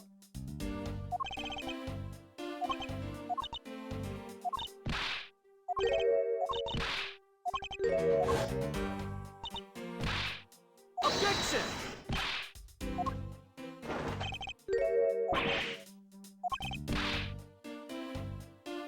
Besides, Maggie doesn't have any reason to want to sneak into Mitch Edwards' office. Oh, okay, so we've gotten everything.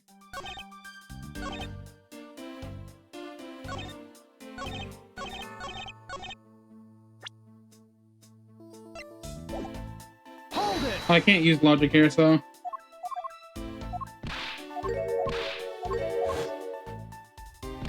Objection!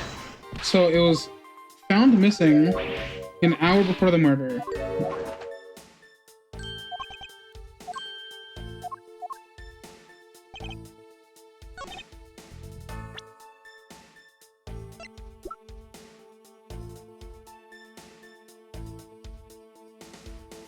It's so obvious that she wouldn't have a reason to open the safe. We don't have the evidence.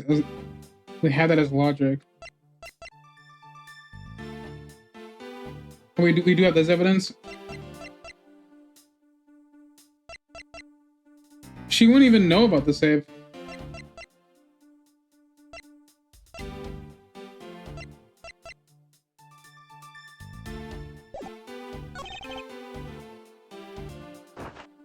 It's the fact that you shouldn't know about it.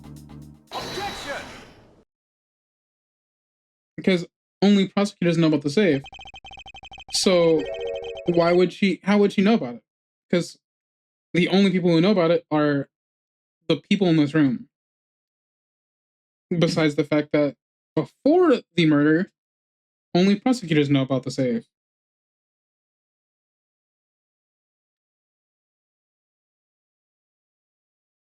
It's not that she doesn't have a reason to open the safe, because, everyone has a reason to open a safe. It's just that, how would you open a safe if you don't know if it exists? He was just continues insisting that Mr. Bry was instead of stealing something. Why not? It's the truth after all. It was also by your logic that we came to the whole conclusion anyway. Maybe you must be aware of the fact that the safe is a secret safe, the existence of which only private prosecutors. I find it a little hard to believe that a hidden safe was a part of her cunning plan. But she could have found it by accident while she was turning everything else upside down. I highly doubt that. She said the culprit knew exactly where they were looking for. After all, only the bookshelf and the safe were targeted. Nah. You're looking mighty sweaty over there, buddy. Yeah, I didn't know about the safe, pal. That means there's no way Maggie could have known about it either. And are you proposing that the killer is a prosecutor? Interesting conclusion. That's definitely looking more and more probable. You just give yourself away, buddy? What's wrong, prosecutor? Do you have a different suspect in mind now? Curse, what? What made you? Because I'm your face all of a sudden. It's all my fault. What do you mean? It's Jim. He knew. He knew the existence about secret safes. What did you just say? We were partners, like inseparable conjoined twins. That's why I told him. Told him in the secret safes. Is that allowed? Is obviously winced in pain? I sure love wince in pain. So that means... Yeah, I know. I only just told him too. Obviously, he was just wanting me to tell him. Still can't quite believe it, but the thief who broke into your room was probably Jim. Now he's claiming the victim was the thief. And You're simply trying to stop him, weren't you? Miss Maggie Bride? Excuse me. I mean, you are a security guard, right? That's your job. But killing is going a bit too far, even you're risking a big question. But you're still accusing Maggie of murder. Yes and no. I mean, she stumbled upon Jim, who probably had drawn his gun. I get it. It was self-defense, wasn't it? No, I couldn't. I could never do something like that. Not even as a security guard, sir. Plus, even if he was a thief, he wouldn't have a key to this office. Just press something like he did to steal it, wouldn't you say? It was Jim who stole the master key. Ah. Pretty impossible for a supposedly stolen key to be here with us, unless you were teaching from Jim after you killed him. Mr. Portsman, are you honestly accusing your own partner of being a thief? I don't want to admit it, but it's the only way for everything else to make sense. As he have no honor. Now then, I think we're done here. The investigation waits for no man. Maybe people be so kind to see yourselves out. Can't kick us out. This is Mr. Edgeworth's office. Oh, but I'm the one who's been assigned to this case. You are also of varying degrees, and therefore ineligible on this show.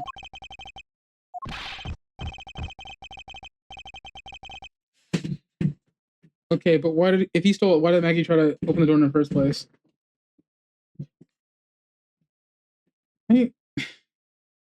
He's not making sense, but it's obviously because he's the one who did it.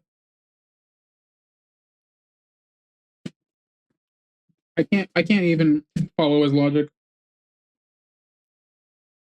Also, I sure do love this corrupt business of we investigated ourselves and found nothing wrong. Detective Gumshoe, calm yourself.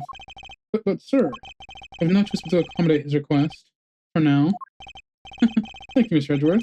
At least one of you understands. I don't know if you could remove yourselves from my crime scene. I'd be most grateful. Mark my words, Mr. Portman. We will meet again. Let's form a request from the legendary prosecutor himself. I suppose so. It doesn't want me you here. To be continued. I mean, it's been... Oh, it's an autosave. Okay.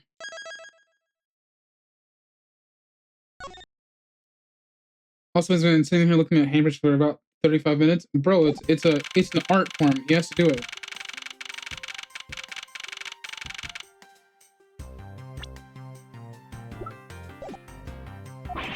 Who was that prosecutor? Whoever rude he was. It was unbelievable. Maintaining your professionalism, detective. I'm gonna find some real solid evidence proving Maggie's innocence. You'll see, sir. We even kicked out the crime scene, sir. True. And what now? Looks like my life's fallen into yet another gigantic ditch. You're done us, Sir Mr. Bride. I can overcome this as well. There are many other places and things we should be looking into anyway. Wouldn't it make more sense to check the door for handprints?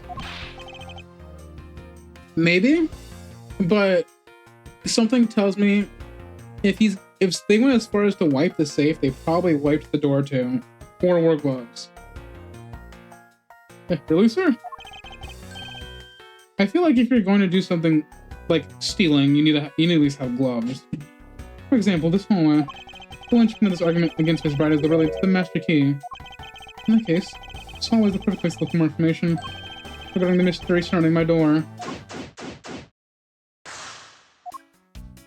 Me when I talk and I'm simply immediately proven wrong. I won't rest until I'm searched my every suspicious looking nook and cranny. I don't see any signs of forced entry. According to the guard, no signs that the lock was picked either, sir.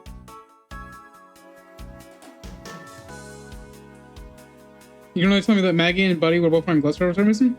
No, I'm saying the killer. Okay, well I see where you're going with that. The killer might have worn gloves, but not these two. But as far as I'm aware, Maggie wasn't even aware of the whole situation. But that does leave Buddy. We do see that Buddy was not wearing gloves. So that it's fair to say that there should theoretically be prints on this, no matter whose it is, either the victim's or someone else's. Look at the guard. There's no sense of lock was picked either, sir. Meaning that the door is really open with a key. You haven't asked any prince for a look on the doorknob. Apparently, the doorknob was clean as a whistle. Wiped. See? I knew I was onto something. They wiped it off. They probably wiped it after the murder. Over the secret, they did a good job of not leaving any clues behind. Mostly a classy door of top quality wood. It's surely made, making it near impossible to break it by force. Almost majestic, sir.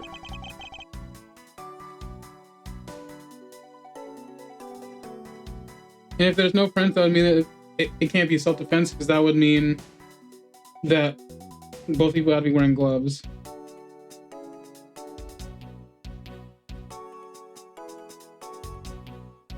It's... Now, I would say if the roles were reversed, maybe. Because as far as I'm guessing, Buddy found our friend here and attempted to stop him, and then was immediately shot dead. That's my guess on it, at least. Now, if Buddy retaliated, I would consider that self-defense. But the fact remains that they both broke into Edgeworth's office. So either the both of them were in on it, and Man changed his thoughts last second, or he tried to stop him. And this sucks because we literally just saw this cutscene, and I wasn't looking that in depth into it.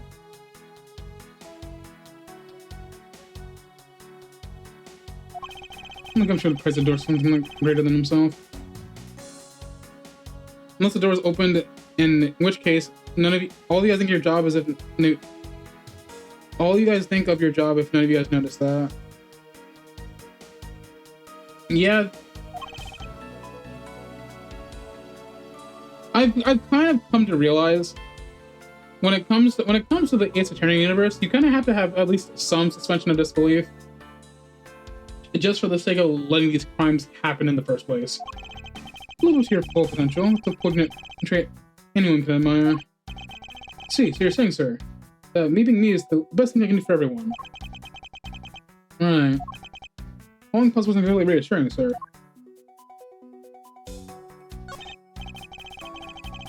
I'll go too. Those 4 numbers on my number plate alone protect this being my office. Whoops. Hey, these numbers plates slide right out, sir.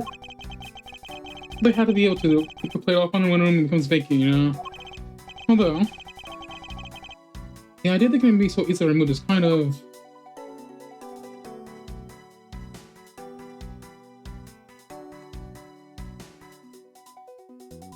So, other than the fact that there are no prints, what can we do here? Wasn't that also the combination 1-4?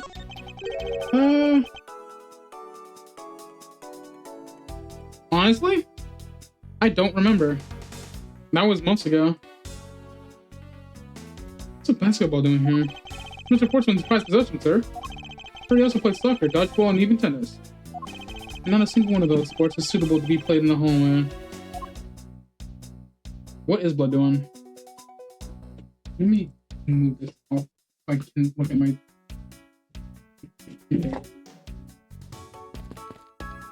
What are you doing here?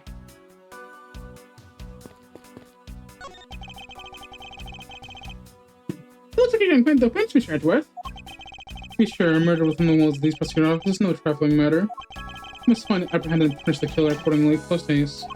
Sounds like a messy case you got in your hands. If you care lost, or at least some advice, my door is always open. Oh, gracious. I'll keep your offer in mind. Who is this guy again?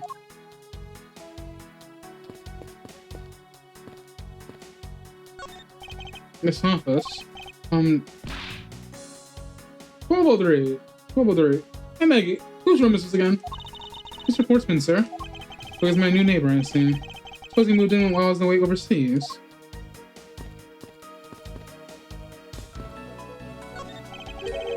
What's the basketball hub doing here? I find this so funny. Hey, didn't this used to be just outside next to the building a long time ago? So when and why was it moved indoors? I don't remember exactly, but I saw one of the officers drag it up here recently. Drag it? It wouldn't fit the elevator, so the poor guy had to bring it himself. Way up to the 12th floor. Disgusting. Because we all know prosecutors love to dunk hoops. Shit. If I can have a prosecutor who drinks coffee like it's water in 17 cups mid court case, anything is possible in this fucking universe. Everything alright? Yes, sir. You must know. I weighed myself this morning and I'm currently at 154 pounds. Congratulations, but I was asking about this hallway in this room. Oh, everything's okay, sir. Word of advice. Stay focused, or you may start to lose even more weight. That's crazy. He said, I'll make you lose money.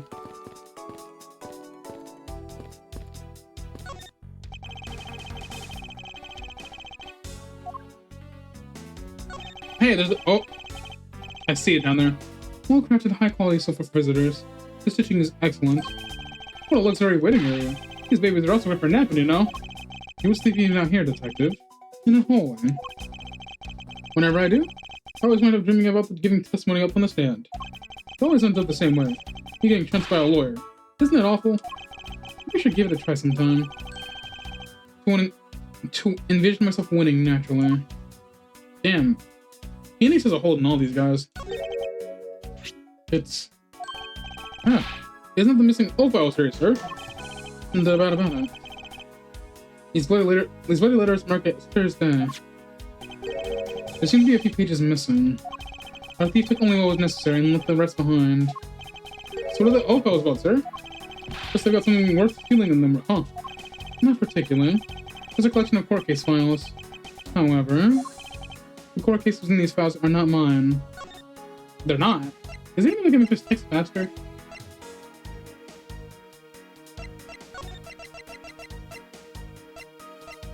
I don't think so.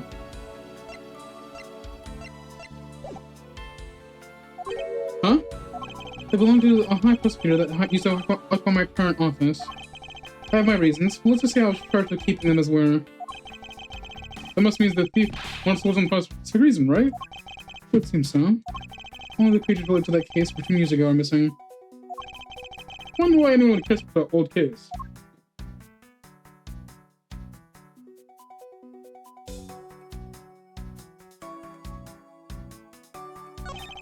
The thief's not under here. Because there isn't enough space for anyone to hide under here anyway. And if someone could have come and put themselves a fit, I'd be really impressed. Sounds like you just wanted to already tried at least once before. That's everything, right?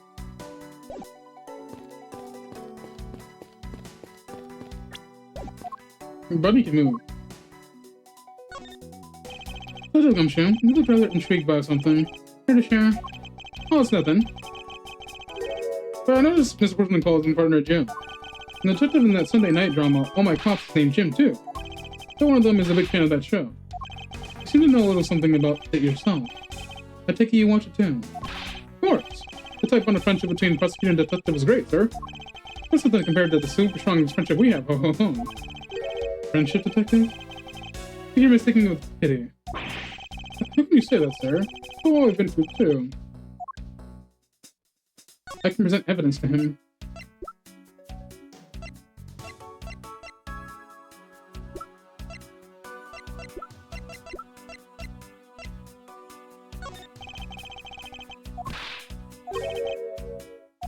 That's kind of sad. Hey, look at my prosecutor's badge, buddy. Your prosecutor's badge is really tighter than my police badge. Oh, but it's really cool, sir. Much cooler than my badge could ever be. So neither be stuck up to me, detective. Funny. Yeah, actually no, let's bring up this. Friendship or pity? For listening to Gumshoe talk in the hallway about what he thinks Jim is. Huh. I got an achievement for that. This one's gone, huh? Same as mine. Tool used to protect lives, yet one that can also take lives away. Just like a gun in hand will a great responsibility. Hope you understand that. I don't really use my gun at all, sir. The only time I would use it, this baby, is when I'm fighting a hot duel with a convict to look ultra cool. You were doing so well to that last bit. Oh, Miss Bride. No way she's the killer. Please don't tell me you buy into that accusation, sure? Just sure I think she's innocent. However, I need to ask you a few things regarding her security guard position. Well, if you're only asking, that's okay. Just unclear and plus that. You two can talk about whatever you fit. When you want to ask her about evidence, I just present it with her to wife. After you choose what to show her, press Y again, off you to go. I recommend showing different people different things. You're surprised what you think that. Thank you for the explanation, though I don't recall asking for one. But just so you know, sir, you can show me evidence in the same way, too. I think it's time to get on the business and ask some questions of Miss Bride. Ignore it again. I was wondering if I may speak to you for a bit concerning this case. I've always been a big fan of the courtroom, but this is like a dream. I'm wrong being constantly by the Miles Edgeworth. Don't let the chance pass me by. Remember to ask her about the master key. I said jog from memory by showing me my notes to her to reply.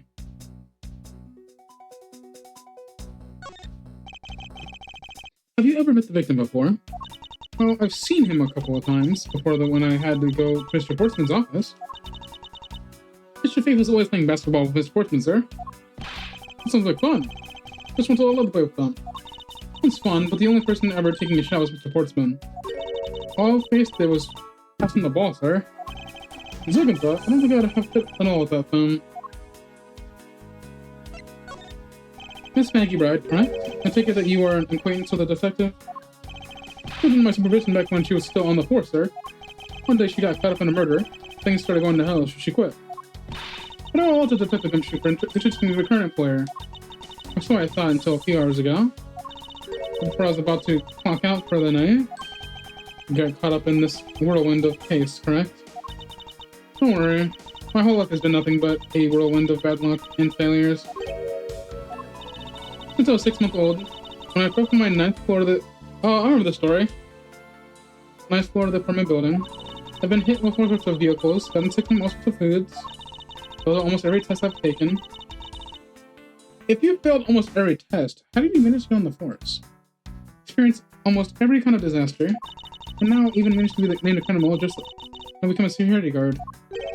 That's a lot to go for one lifetime. I know. So I thought I finally found my happiness. I wound up getting you and Detective Gumshoe involved in my bad luck. You don't need to worry about me, Miss Bride. Nor do you need to worry about yourself. And we'll solve this case and prove your innocence. While I ask for returns for your cooperation. Yes, sir, Mr. Edgeworth. You can count on me. I'll do all I can to help.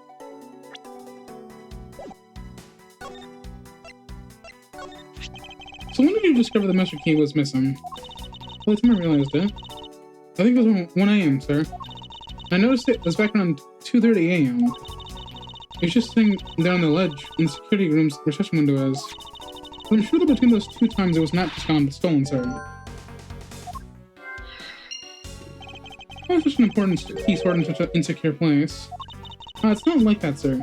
We always keep the key further inside the room, away from the window. Always, you say? Except for this time, correct? Well, I admit that it was a bit careless, but I have my reasons. I left it up because I was sort of using it all the time, at the time. Just after I had used it, that I had left it sitting on the ledge. She used the master key. Tell me more about this. What do you mean by you used the master key? I had to use it to open the door for the prosecutor who had forgotten this key. I mean, it's my job as a security guard, right? Ah! What is it? That's right, I just remembered. The prosecutor forgot his key. It's Mr. Portsman, sir. What? Please tell me more, Miss Bride. Quickly. It's around 12 a.m. Mr. Portsman had forgotten his office key, so he came down to security, sir. And that's when you loaned the master key to him? No way. It's against regulations to loan the master key out to anyone. I walked Mr. Portsman to his office and opened the door for him personally, sir. I see. And then what happened after that? Oh. Wrong person. Cool. Well, he called for me to come close up his office as he's leaving to go home. That was around 1:30 a.m., I think. So in summary, for the sake of one forgetful prosecutor, You used the master key twice tonight.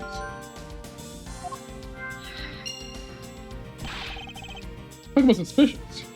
I doubt you can say that you've never left your keys at home, detective. I think this calls for a thorough examination of Mr. Portsman's door.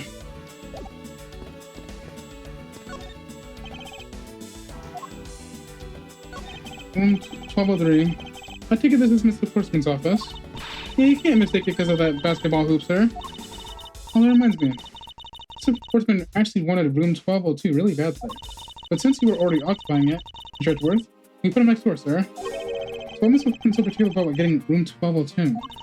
I'm not sure. But it's because it's something like his birthday is December 2nd. Yep, it's gotta be it. I can't think of another reason why. I can at least think of at least 3. Ugh. I'm wasting time thinking about this.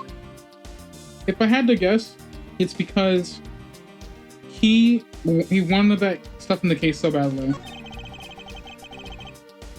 Minimalist. Okay, it's him then. Mr. Payne. Let's consider what else to be dignified. That's so mean. Door's locked tight. But the old credit card picker wouldn't work great.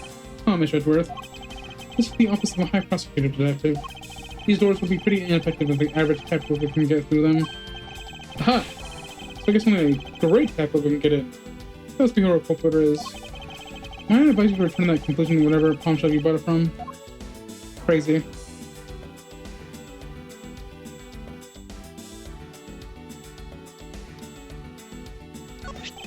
Mr. Portsman's personal basketball hoop. Can't believe he puts one like this in the hallway of the solicitor's office. But you know, it's pretty useful, sir. I haven't got lost trying to get to your office since it's been here. How long have I had the same office and you still managed to get lost? 12th floor.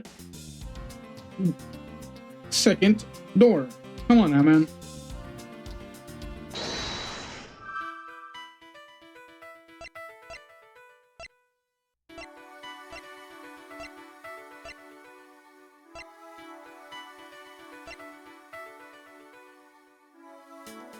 Wait a second. If it's missing but from 1 a.m. to 2:30, and it was used at 1:30,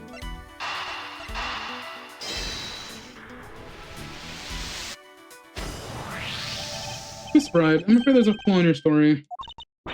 No way, pal. I mean, sir. No way, pal. So you locked up Mr. Portsman's office at 1:30 a.m., correct? However, the master key had already been stolen at that time. Wow. Nothing gets by you, Mr. Edgeworth. You saw the contribution like a pro. But I had totally forgotten about all that. Thanks, you remember it now. You're right. It wasn't around that very time I realized the master key was missing. And? Well, I'm a security guard, sir. I couldn't just admit to losing the master key, could I? So I pretended to lock up his room, sir. Pretended. Oh, that's so silly. Yeah, I used my house key to look like I was locking it up, sir. But naturally, you never did relock the door then. Well, I thought that maybe I could go lock it after I found the key. Come to think of it, I guess the door hasn't been locked properly.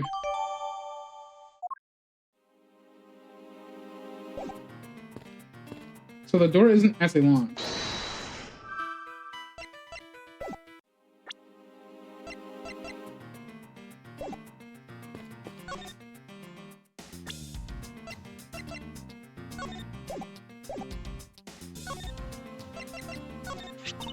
I had opened Mr. Portsman's office up for him a number of times before. Also had a chance to see the inside of his office on a number of occasions too. He's got shelves upon shelves of sports memorabilia, trophies, and awards in it. To the point where it's almost beyond gaudy, sir. But maybe I just feel that way because I'm jealous since I don't have a single one. Also, the Maggey, I'll make a special Guard of the Month award for you, just for you. Thanks for trying. But I've already got a amount of constellation prizes, sir. They're proof of just how unbelievably unlucky my life has been. Plus, getting an award from you just isn't the same as getting a real award, sir. This man does so much for her.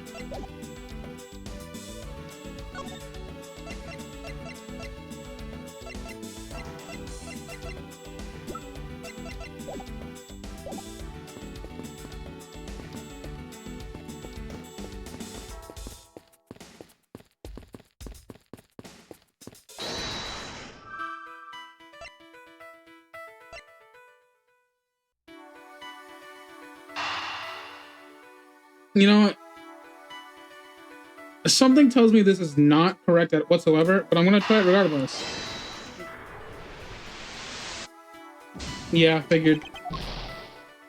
So there's two more things in play here, but I'm just missing something.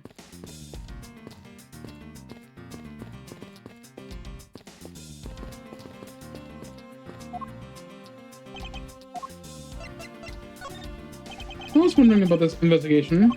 Oh, I've been waiting for this. Let a real seasoned pro teach you how it's done. Real seasoned pro? The incidents in the casino, perhaps? You know that you can always pick out the really important spots in more detail, right?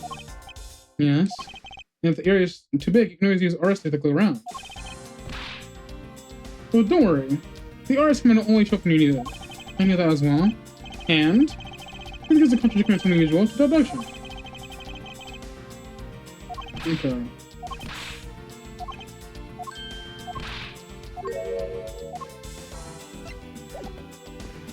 Okay, so there's something I need to investigate. Oh, that's the deuce now, finally.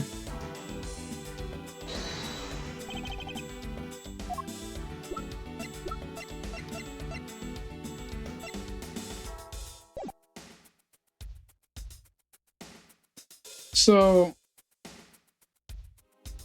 my thing is, the master key was stolen. And the last place it was used was this office door. But she at least opened it up. So it should still be, well, no, because it's been given back. Never mind, let me stop my thought. But in that time frame where it was gone, it's theoretically should be in this room, correct? There's a contradiction here between the reality and the evidence. If Brian said was true, then why is this door locked tight? Huh? You know you're right. Miss Bright, are you sure you didn't relock this door? I'm certain of it, sir. I don't think Mr. Portman noticed it himself that I hadn't. Which means, what, sir? It either means that he actually does have the key to his office, or that the door Miss Bright opened wasn't this one at all, but a completely different one. Oh... Is Edgeworth saying that she actually opened Edgeworth's room the entire time? How can you prove that? There's an easy way to find out. All we need to do is examine these.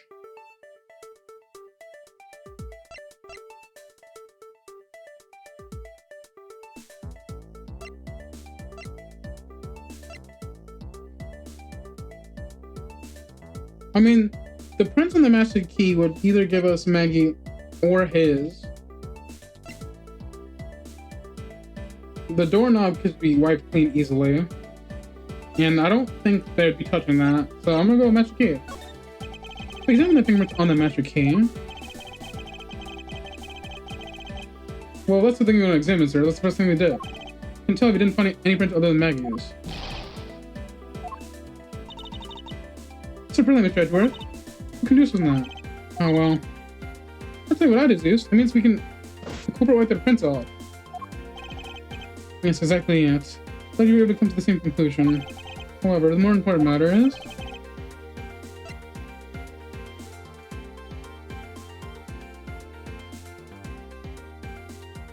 Because why would they touch the number plate? That doesn't make sense to me. But the prints on the doorknob, if they're not there, then I'm gonna go with this one again. The prints on the doorknob tell us everything.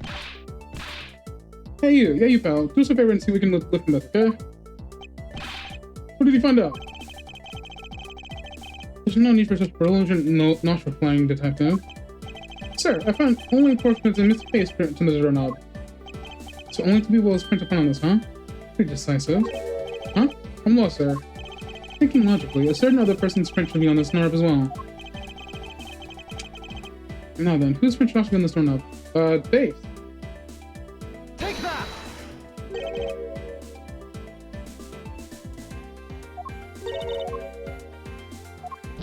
Oh, I was not paying attention. Oh, Maggie's. I saw the wrong names. That I'm just not paying attention. That's my bad. Don't you find it odd that the prints and the person who unlocked this door is a bit absent? You mean, yes, the door that Miss Bright opened could not have been this one, but a different one. Yeah, I read that as Bride and Portsman, not Faith and Portsman. Oopsie. What do we have here?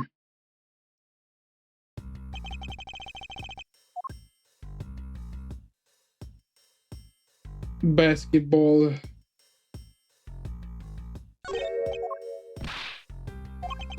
It's okay, detective. I just found this position hoodie off. Hey, that is off, yeah. I guess I should have when someone made a seriously sweet slam dunk. Position of this hoop is definitely unnatural. Better take note of this.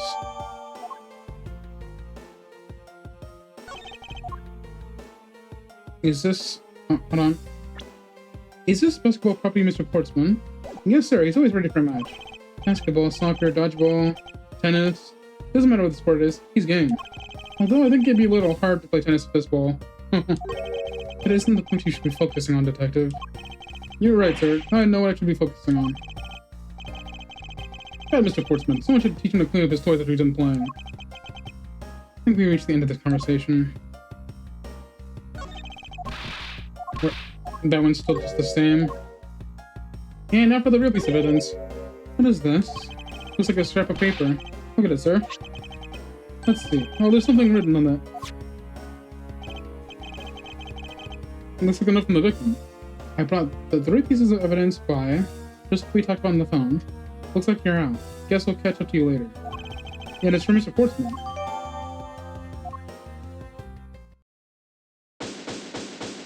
Okay. I think it's nice that they refill my bar after every investigation. Though I guess that is the point of the entire point of the game.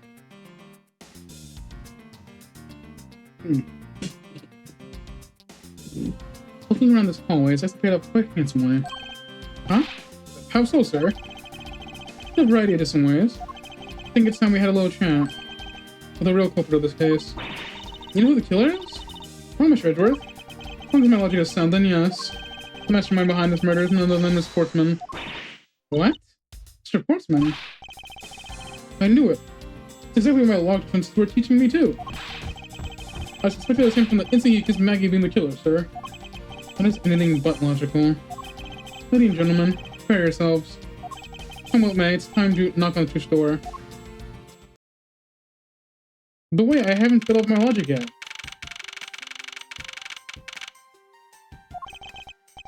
Mr. Portsman, I finished processing the bloody letter, sir. Alright, let's take a gander at it. Press it here. What the fuck?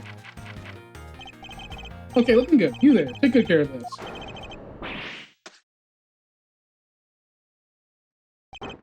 Well, if it isn't Detective Gumshoe. Another line for you, Portsman. We've got you now. Call off your dog, Mr. Edgeworth. Some kind of joke? It's no joke. You know, Mr. Jack's Portman. You were the guilty party in this case.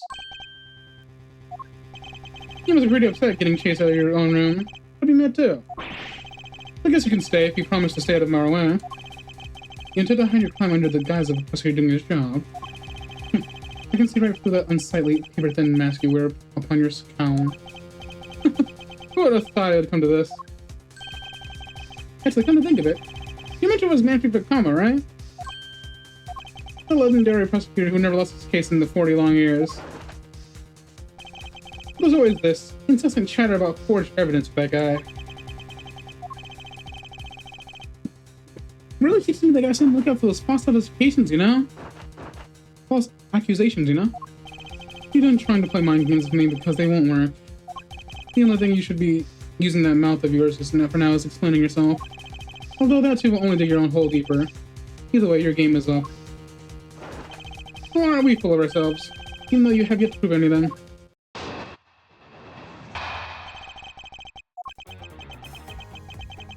I have no idea what sort of harebrained idea you have in mind, but there's a amount of evidence that points away from me being the culprit.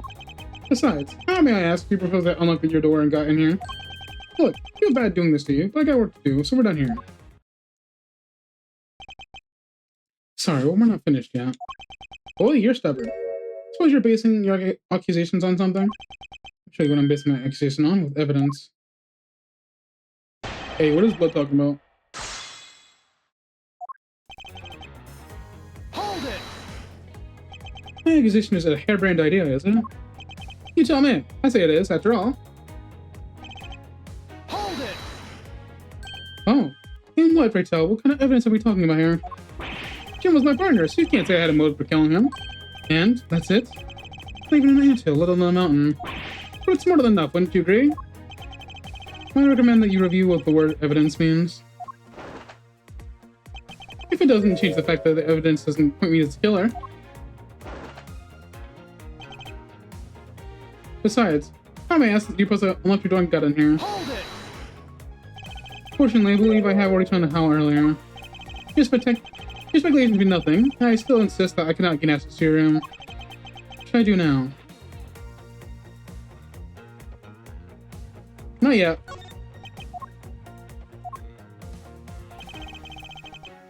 Hold it! I don't think so. Huh? And why is that? Because there's a flaw in your reasoning. Are you calling me a liar? So, what's your proof? Saying evidence is everything isn't limited to just the courtroom, you know? You never reminded me. I'll show you all the evidence you want in time. Hold it! You claim to have had nobody open my door. However, is that really the honest truth? Alright, I'll humor you. Go ahead, shoot. Very well then. I propose you use this to open my door. Take that! I believe you were able to open my office door with the master key, no less. Objection! Wait. Hold on for a sec. You never laid a finger on that key, just as you already know. Precisely. You were able to open my door without lifting a single finger. Well, maybe you did. Oh, there's an ad break. I gotta hold off now.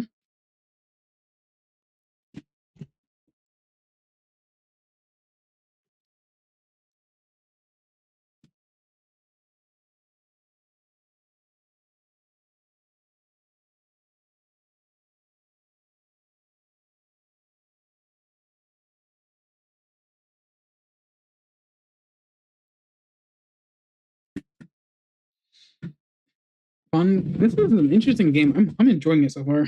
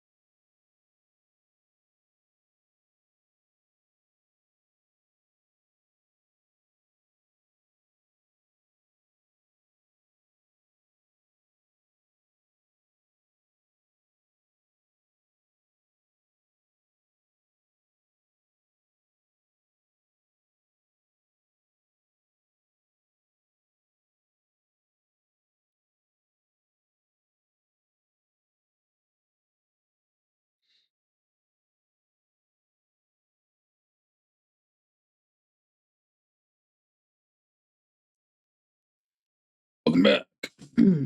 Only you did, but only to the direct. That's right. You used your finger to direct this person to open my door with the key. Ooh, is this supposed to be the pursuit team? Take that! You had to ask Miss Bride to open your own office door for you, yes? Yeah. I kind of forgot my own key at home. Happens a bit too often for my taste, you know? But the room you had open Miss Bride open at the time was not your own, was it? What? You have quite the imagination. Why wouldn't you ask the girl herself whose door she opened, shall we? I'm certain it was Mr. Portsman's door, sir. I checked the number plate to make sure I was opening the right door, sir. See, Miss Bride backs at my store. Yeah. What if you had misled her to fool her into thinking what you wanted? Huh. How do you suppose I did that? By switching the number plates on your doors, for an example. That's right. They do slide out pretty easily. Furthermore, you used one other thing to give her a very strong impression that the door she opened was yours, in fact not mine. What was that Miss Postman used to make the right thing to the sister's room? Obviously, it was the basketball. What? The basketball hoop, sir? It's quite the peculiar picture in the hallway, let alone a hallway in this building. Which is why it wasn't usually a strong impression on you. It's an object perfectly suited to sit out just outside the office of a peculiar prosecutor. Surely true, sir, because there's a basketball hoop sitting there. I thought the door I was opening had to be Miss Portman's. There are signs the hoop has been moved. To sit in front of my office, to be sure. I see. That's how you force a decision on people. Thanks for the tip. But I think your conjecture is a little off to the racetrack. Now you're just spouting nonsense. I had the girl open my office door. Add to that, I was in my room the entire time. You don't have a single reason to suspect me. So he intends to claim his innocence to the end, does he? I'm as pure as innocent as my jacket. And Miss Bride is dirty and guilty as the jacket she wears. My jacket's not dirty, I'll have you know. I just watched it yesterday. Please calm down, for I intend to show who's the one who's truly covered in slime here.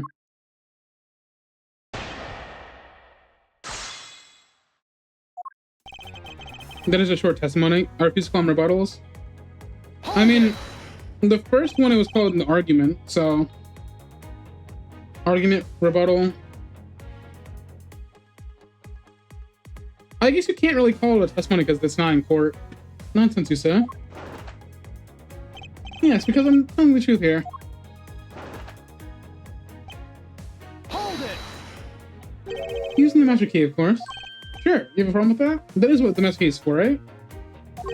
Pretty sure they'll cover rebuttals for the community. Ah. Perhaps we should place an elaborate labyrinth of some sort of people like you. I thought I was in my room the entire time. Hold it! What were you doing in your office? I was doing my usual training regimen. We're going through your law books from start to finish. Mainly battling practice and some weights. Oh, when I drop, I get the chance. Oh, you must be the buffest prosecutor we have. With the weakest legal muscles, it would seem. I'll do my usual workout, so. Hold it! I think I've given you quite a few reasons, actually. Objection! But none of those would snap on their own. Objection! What about all the evidence? Objection! Well, circumstantial. No judge would ever convict on such flimsy evidence. He seems to be trembling a little. I'm a little pushed. All I have to do is find the flaw in his testimony. What evidence do we have at this point?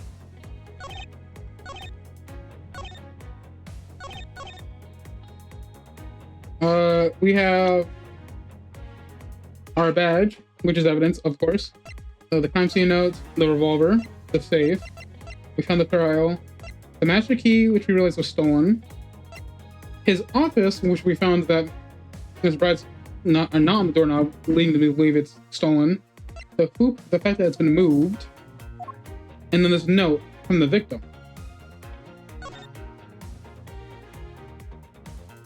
I think it's this right here. Objection! I'm wrong. Cool.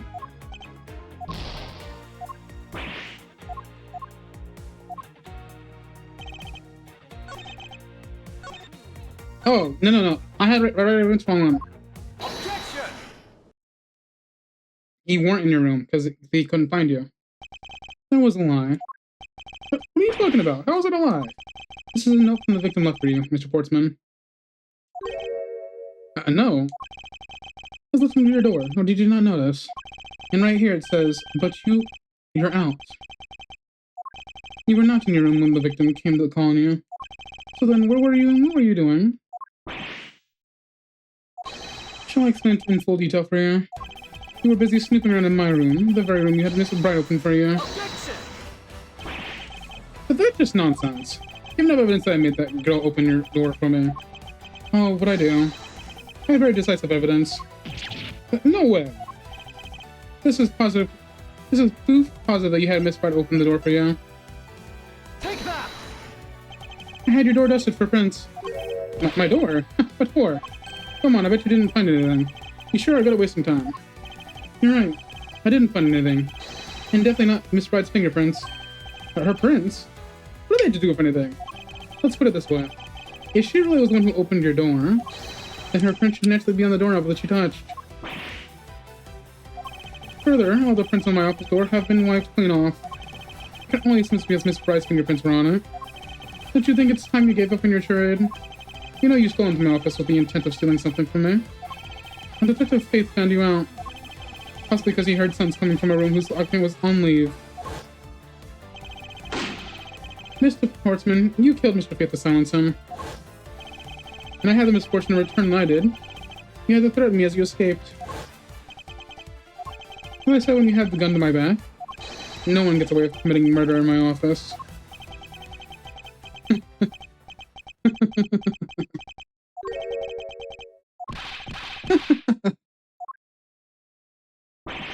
What's your so funny, pal? Well, that looks stiff seriousness in that face of this office finance prosecutor. As it makes a huge mistake in accusing me is simply too much to bear. There's just nothing else like it in the world. What? Just explain it all. I even backed it up. You're the murderer. Stop being slippery and just admit to the crime already. And as I said earlier, it's all some circumstantial, so full of conjecture. You say you checked my doorknob for prints? Well, I can readily confess that I wiped the knob down as well. Huh? I'm a little obsessive-compulsive, you see. I didn't want to touch a doorknob that you had touched. Which is why I wiped the doorknob down as soon as after you opened the door. After that, it makes perfect sense that only Jim's and my own prints would be on there. You made that up just now, didn't you? Furthermore, just the note Jim left me. You knew exactly when that was. For all we know, he could have left that there before I arrived at the office. Like, early evening, for example. Are you saying you failed to notice a note in your doorway? Yeah, even geniuses fail at times. I was probably too preoccupied by work-related matters. Oh, that's no excuse. Well, that's just a flat-out lie. There's no way you didn't notice a note that size. Ah, but you can't prove that, can you?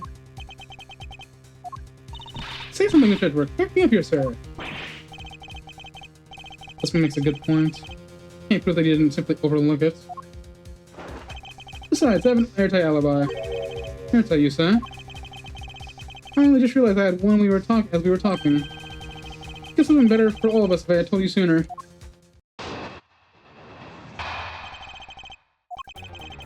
Memory serves. You came back to this office at around 2 a.m., correct? It was then that you had unfortunate confrontation with gunpoint with the culprit. Well, what exact time at that time? I was done with criminal affairs. Ask around, I'm sure the other detectives will corroborate my story. It's the perfect alibi. Do you really think it's that perfect? Like I said, I don't care. Ask around all you like. You'll see for yourself. Really enough, I don't see anything wrong? I mean, it's about an alibi. Detective Gumshoe? Sure, yes, sir. I'll go check out his alibi, sir. Be right back. Mr. Edgeworth, sir. I think we're in trouble. It's just like Mr. Portsman said. That guy's down in criminal affairs, so they all saw him around 2 a.m. You see? All the evidence points to him being the culprit. So there must be a contradictory point in his alibi somewhere.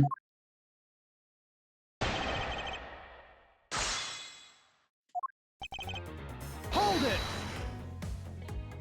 You were correct. It was around 2 a.m. Be sure. It's really important to me that you're spot on at the time. I remember checking in my watch then. And make no mistake, it was 2. Ooh, getting to like a pro. Okay, so you came back to your time at opposite 2. Hold it! You Seems as you say. However, however, you were the only one who claims to have bumped into the culprit. So tell me, did you see the person's face? Wasn't it that you saw? It was pitch black, so I couldn't actually see. Objection!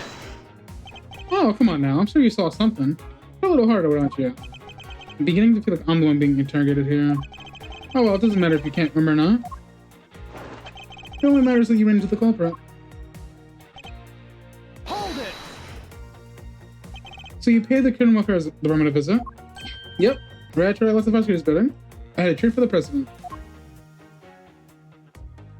Hold it! And well, we did go and ask around to confirm your testimony. Yeah, just as I said, right? Yes, sir. Remember, detective said they all saw you around that time. See? I had the perfect alibi. That's the ace I had on my sleeve. Impossible. He actually does have the perfect alibi. What's wrong? Why the sudden sullen look on your face? See anything back, Mr. Edgeworth? I think we've reached this end of the line, and it's time to get off this crazy train. You there? Sir, please escort the young lady out. Remember, be gentle. Hey, Maggie, it's a Gumshoe. Is there nothing I can do? Must be around to turn the situation around. I only had a clue. I thought he missed something to help me cast down his alibi. I need to calmly think this through one more time with logic.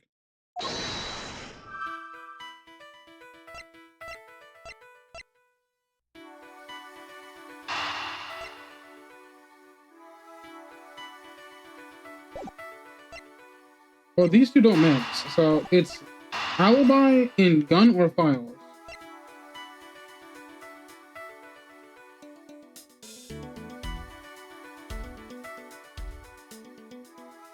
Well, he could have went to grab another handgun. True. I'll try that. I'll try that one out. It's a 50-50 regardless, so. There were 2 bullets left at the scene of the crime. One that robbed Mr. Face of his life, and one that nearly robbed me of my jacket. However, the murder weapon only shows signs of being fired once, meaning that it is entirely possible that a second handgun was used in my office tonight. But seeing as the killer had to steal Mr. Face's gun, I doubt the killer had another gun up their sleeve. Therefore, the second gun came from their property of an entirely different person, which could mean that there was another person who paid a visit to my office that night.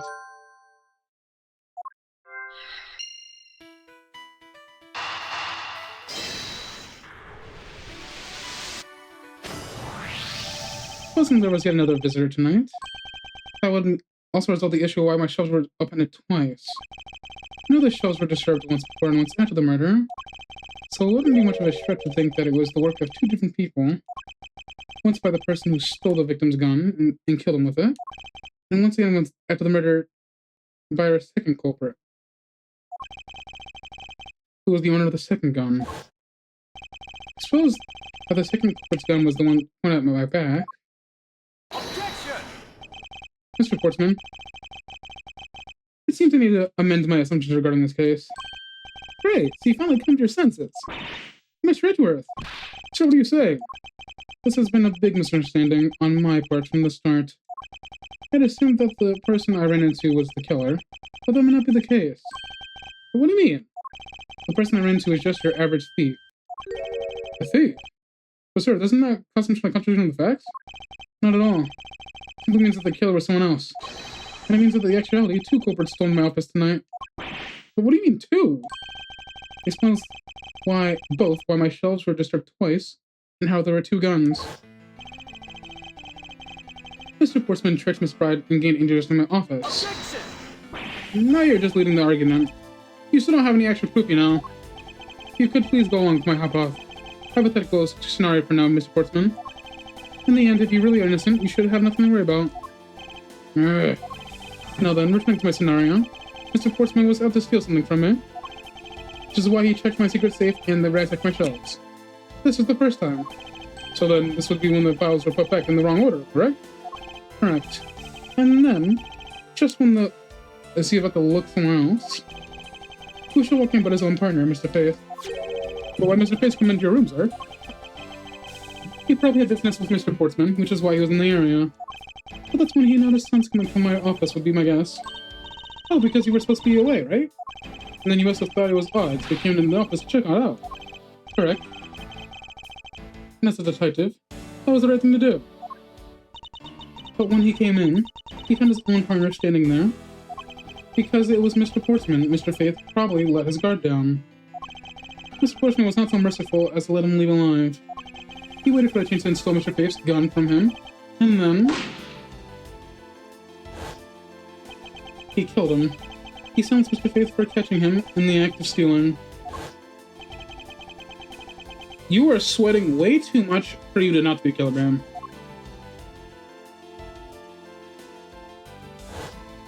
This is the moment in which the first shot was fired.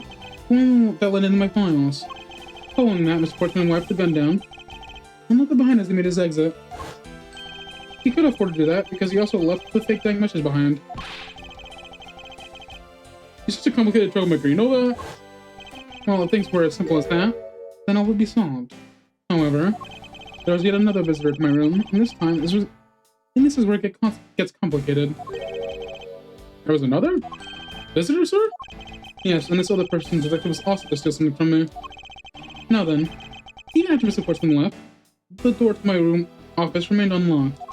However, this new visitor had no way of knowing that, and so they stole the master key from the security guard's room and entered my room and searched through my shelves. This guy has the all-time record for the most amount of sweat and fear alone. I could have swore there was another person, too. I mean, if Shelly the Killer can sweat through a phone, that has to mean something, right? This is the second time they were disturbed, and it seems the thief found their prize. The stolen old file, right, sir? Correct. Only just as the thief was about to leave with the file, I appeared. The thief then threatened me with their own gun, and made their escape. The second bullet was fired during that brief encounter. So the shelves getting messed up twice in the two bullets was all because two different people were doing those things at two different points in time. Precisely. So do you not see, Mr. Portsman? The person I met was just a thief, and not, in fact, Miss Face Killer. Your alibi for the time frame which I ran into the other person is not irrelevant, because we now know the murder took place during the first culprit's visit. Objection!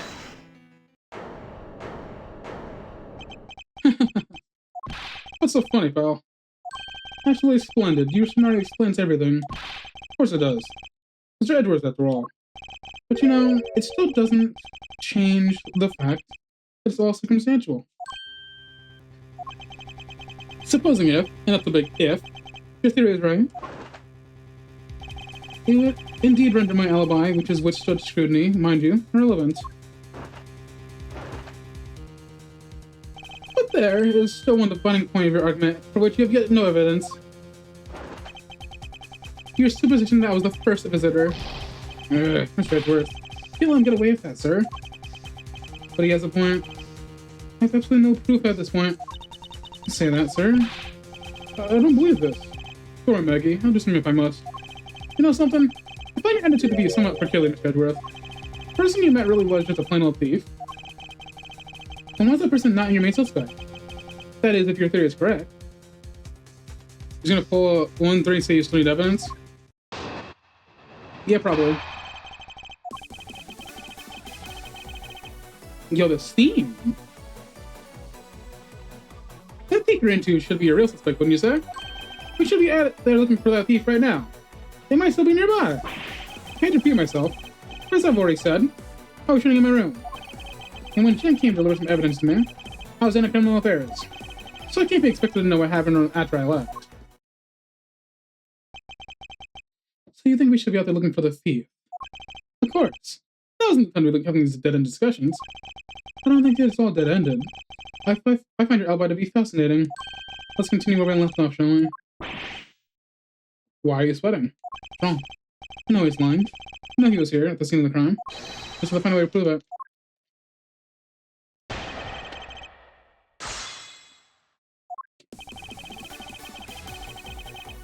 Hold it! The scene was crazy, bro. Actually, no, I wouldn't. But why not? That's elementary. The dying message, of course. Mr. Face Killer very clearly left those letters on the spine of those files. And it was after they were there, the thief stole one of them. You mean the old files, right? And that's how we also know the letters themselves were set up, and not for Mr. Thief. The thief was the killer. Do you think they would try to undermine themselves? Or maybe the killer just didn't think of that either. Yes, that movie set. Maybe, just maybe. Holy shit, team. Once escaped, I highly doubt a thief would linger nearby.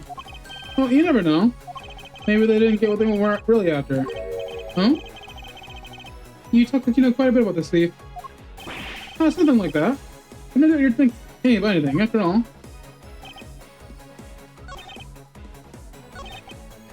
Hold it!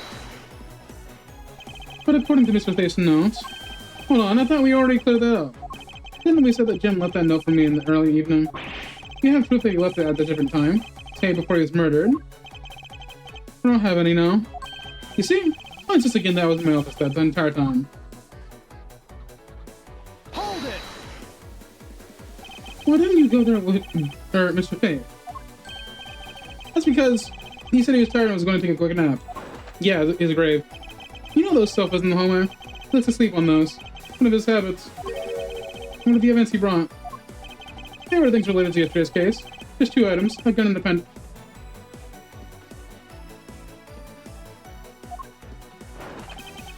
Interesting. This piece of testimony seems too crucial to let slip the cracks.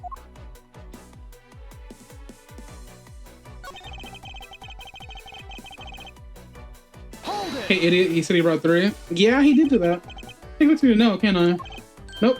But I guess you can expect me to take a guess based on logical deductions. Oh, let's see to deduce. She waited for me to leave. Then he stole the master key. For the purpose of sneaking into your room, of course. And that's when Mr. Bride caught him red-handed, and then murder occurred. I know exactly as I laid out earlier. No, he's lying. I know he was here. Seen the crime. Just had to find out a way to prove it. Ace Attorney is so funny because the longer the case goes, it feels like the easier it is to find the evidence stay. It's always the beginning of the case where it's harder. Hold it! A gun independent. Yeah, this gun, which was the murder weapon. And this pendant, which belonged to the victim. Why were you taking them to criminal affairs? There was something in the past case file I wanted to compare those two to. But those has something to do with the case right now. Anyway, I believe you the one thief betrayal up to be your satisfaction. So I'm matching with the detective's country found out. Hey, fun fact, buddy. You're a bit off. Objection! Only 2 pieces. I believe the proper phrase here is you fail. Excuse me? You fail as a prosecutor, Mr. Fortsman. As you intend to keep evidence hidden from me. But what are you talking about? I didn't hide anything from you. Well, here's a piece I think you should read. Carefully. Last I checked, 2 does not equal 3. Check again. Ah, it says Mr. Faith was bringing 3 pieces. Yes, and this is the victim's real dying message to you, Mr. Portsman. I can't believe... You get tricked by simple arithmetic. Where is this missing piece of evidence? It's... You have it, don't you? Only the guilty would make it to the face. Shut up, Gumshoe. You don't have to say it, sir. I'll pat the guy down from the head to toe. Don't come any closer, I'm warning you. This is all part of the investigation, pal, so don't even think about stopping me. No! What you got in your pockets, buddy? Hey, what's this? Get this on him, sir. A tape. Despite what you said, it would appear that you do have something to hide. But why would you have something like that? There's only one reason why anyone wanted to hide evidence of this caliber. Because it would unequivocally point that person up as the real killer. Unequivocally. What a word. I feel like I'm missing a syllable there. Unequivocally. Probably, yeah. The way I slur my words is something. Yeah. Let's examine this videotape in a little more detail. for this section of tape that would drive the lesson in this coffin.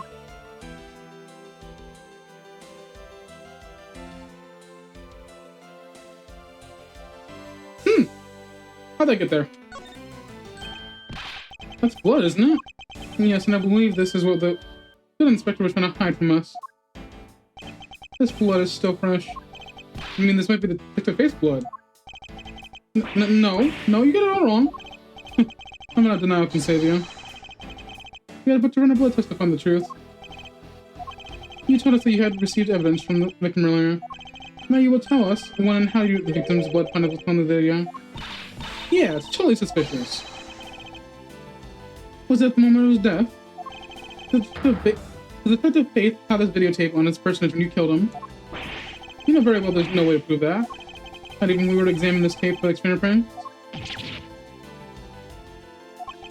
If I had to take a guess, I'd say the only ones on these would belong to the murderers, you and Mr. Faith. No, impossible. I'm...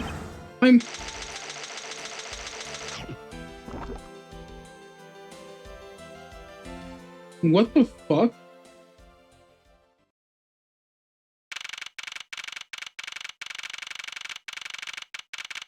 Oh, it's still the AM. All this is happening like 3 in the morning. What a breakdown. Yeah, he just ate through gold. Not even real gold, too, because I'm pretty sure those metals are always like iron covered in gold and stuff. And I know it's like gold mixes something to make it more sturdy, because gold itself is just like really fragile.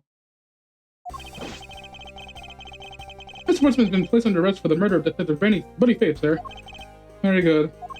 The results we got back from the lab take another real solid, sir. Did this guy just pull a 3-4 and kill himself, by the way? Eating gold isn't good for you. Well, eating like any metal it really isn't good for you, but I think it just won't digest properly. I think you're just gonna shit it out. I don't think gold is in any way toxic to the human body like that. Considering there's also edible gold for some reason. Edible gold is different from actual gold, but point stands. I think he'll live. He's an idiot. The blood work came back, and I still think Mr. Faith's blood on there. Also, he draws a steel if he can eat metal like that. He was just that anxious, you know? As a bonus, they were also with a few of Mr. Faith's fingerprints as well. Thank you so very much, Mr. Edgeworth. I can't believe I got to see your cool deduction skills outside of the courtroom. I'm impressed beyond words, sir. It was nothing. I'm just sorry you got caught up in a murder in my office. Please accept my apologies. Oh, it was nothing. Really, compared to what I've been through. I mean, I consider myself lucky that it was only a burglary and a murder this time, sir. Had it been a hold-up or a hostage situation, I would have thrown my hands up in the air. I think I'm probably rising up from the goddess of misfortune to this unlucky person. Something tells me you should have hired a different person for security detail, too. You know something, sir? That Mr. Portsman was one corrupt officer. Prosecutor. Why would you say he was corrupt? Well, I heard that there were a number of suspicious things related to his court cases. There was rumors about how some of the evidence he uses is forged, sir. Forged evidence, huh? Then you can say he decided not to prosecute a few cases for some really vague reasons. It was like it was a complete disgrace to the entire profession. I know it's like a ooh, but you know. We never did get around to asking why his reason was for breaking into my office. Yeah. When we got into that topic, he just clammed up. Although we can be pretty certain there's to steal something. This is between you and me, sir, but there's a rumor that some sort of huge organization is involved behind the scenes. No? Oh well. With Mr. Portsman not willing to divulge anything, it certainly leads credence to that rumor. It seems that we haven't heard the last of this. Huh? Mr. Portsman isn't the bad guy. I didn't say that. But rather, there are still many more mysteries for us to solve. For example, we still haven't figured out this piece of evidence. Obviously, it's the stolen file. Take that! The person who stole this file, the villain of the night. Yeah, I wonder who it was. What happened to the stolen pages? I wonder, who in the world was it that held me up at gunpoint? Edgeworth, sir. Yes? Came across this while I was processing your office earlier, sir. This card. What is it, sir? Is there a bird or something in there? It's not just any bird. It's the mark of the raven. Of the three-legged raven. That has ties in Norse mythology. Even you should know this is, detective. Oh, it's about that thing, isn't it? The great thief everyone's been talking about. Yatagarasu. That's a Yu-Gi-Oh card. Let me look this up. Just real quick. Three-legged raven. Yeah, that is just the name, Yatagarasu. Japanese mythology. Oh, it's Japanese mythology, actually. It's not Norse.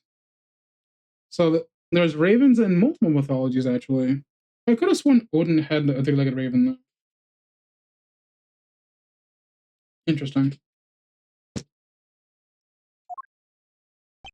Under the mark of the legendary bird, the Yatagarasu is a noble to the end, a modern Robin Hood. Live with mysterious and phantom life, the Yatagarasu appears and vanishes at will. But we don't know much about this thief's ultimate goal. We do know its targets. Yatagarasu looks to find and make public evidence of corrupt dealings of all sorts. The theft is always performed in silence and with perfection. Once the target shows, no direct calling card or announcement is sent forth. Instead, the chosen corruption is infiltrated without even the target noticing. Some days later, the evidence that was found is sent to the mass media, along with a single card. Although it's been a while since the Yatagarasu's last appearance. Hey, Edgeworth, look, something's written on the back. What? Let me see. The location where the thief put the stolen files.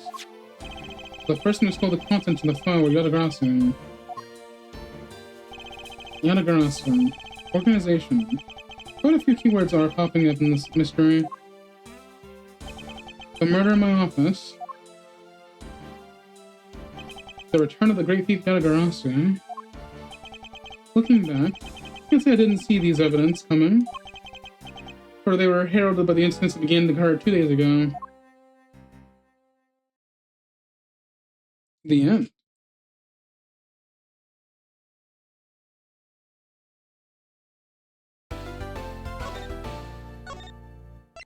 GG, thank you. So I'm looking at it, and it's a divine creature, triad of heaven, earth, and mankind. So I guess that implies why it's the Robin Hood, because it's for the benefit of mankind. What do you think of the first case? Crazy how it happened in this man's office right after he gets back. It's interesting. It really good tutorial mission. Teaches you a lot what you need to do. I am worried for the future cases because I feel like I'm going to mess up a lot. But I think it's going to be good. I'm excited to keep playing. But as I normally do, I think I'm going to end here just because we finished an entire case. Probably best to not overdo it. So I'm going to send you guys. I'm going to send you to someone. Actually, let's do some Phoenix Ray. I think that's a good idea. So I'm going to end stream, and I'm going to raid into somebody who's currently streaming the trilogy. I know we only just stopped playing that, but I think it's nice if we just go ahead and reminisce, I suppose. So with that, I'm going to end stream today. Tomorrow will be Mega Man, as it has been. I think I'm going to be finishing up the third game tomorrow and starting the fourth game on Saturday. But we'll see where that leads us. But once again, have a good day, good night. I hope to see you guys next time, and bye-bye.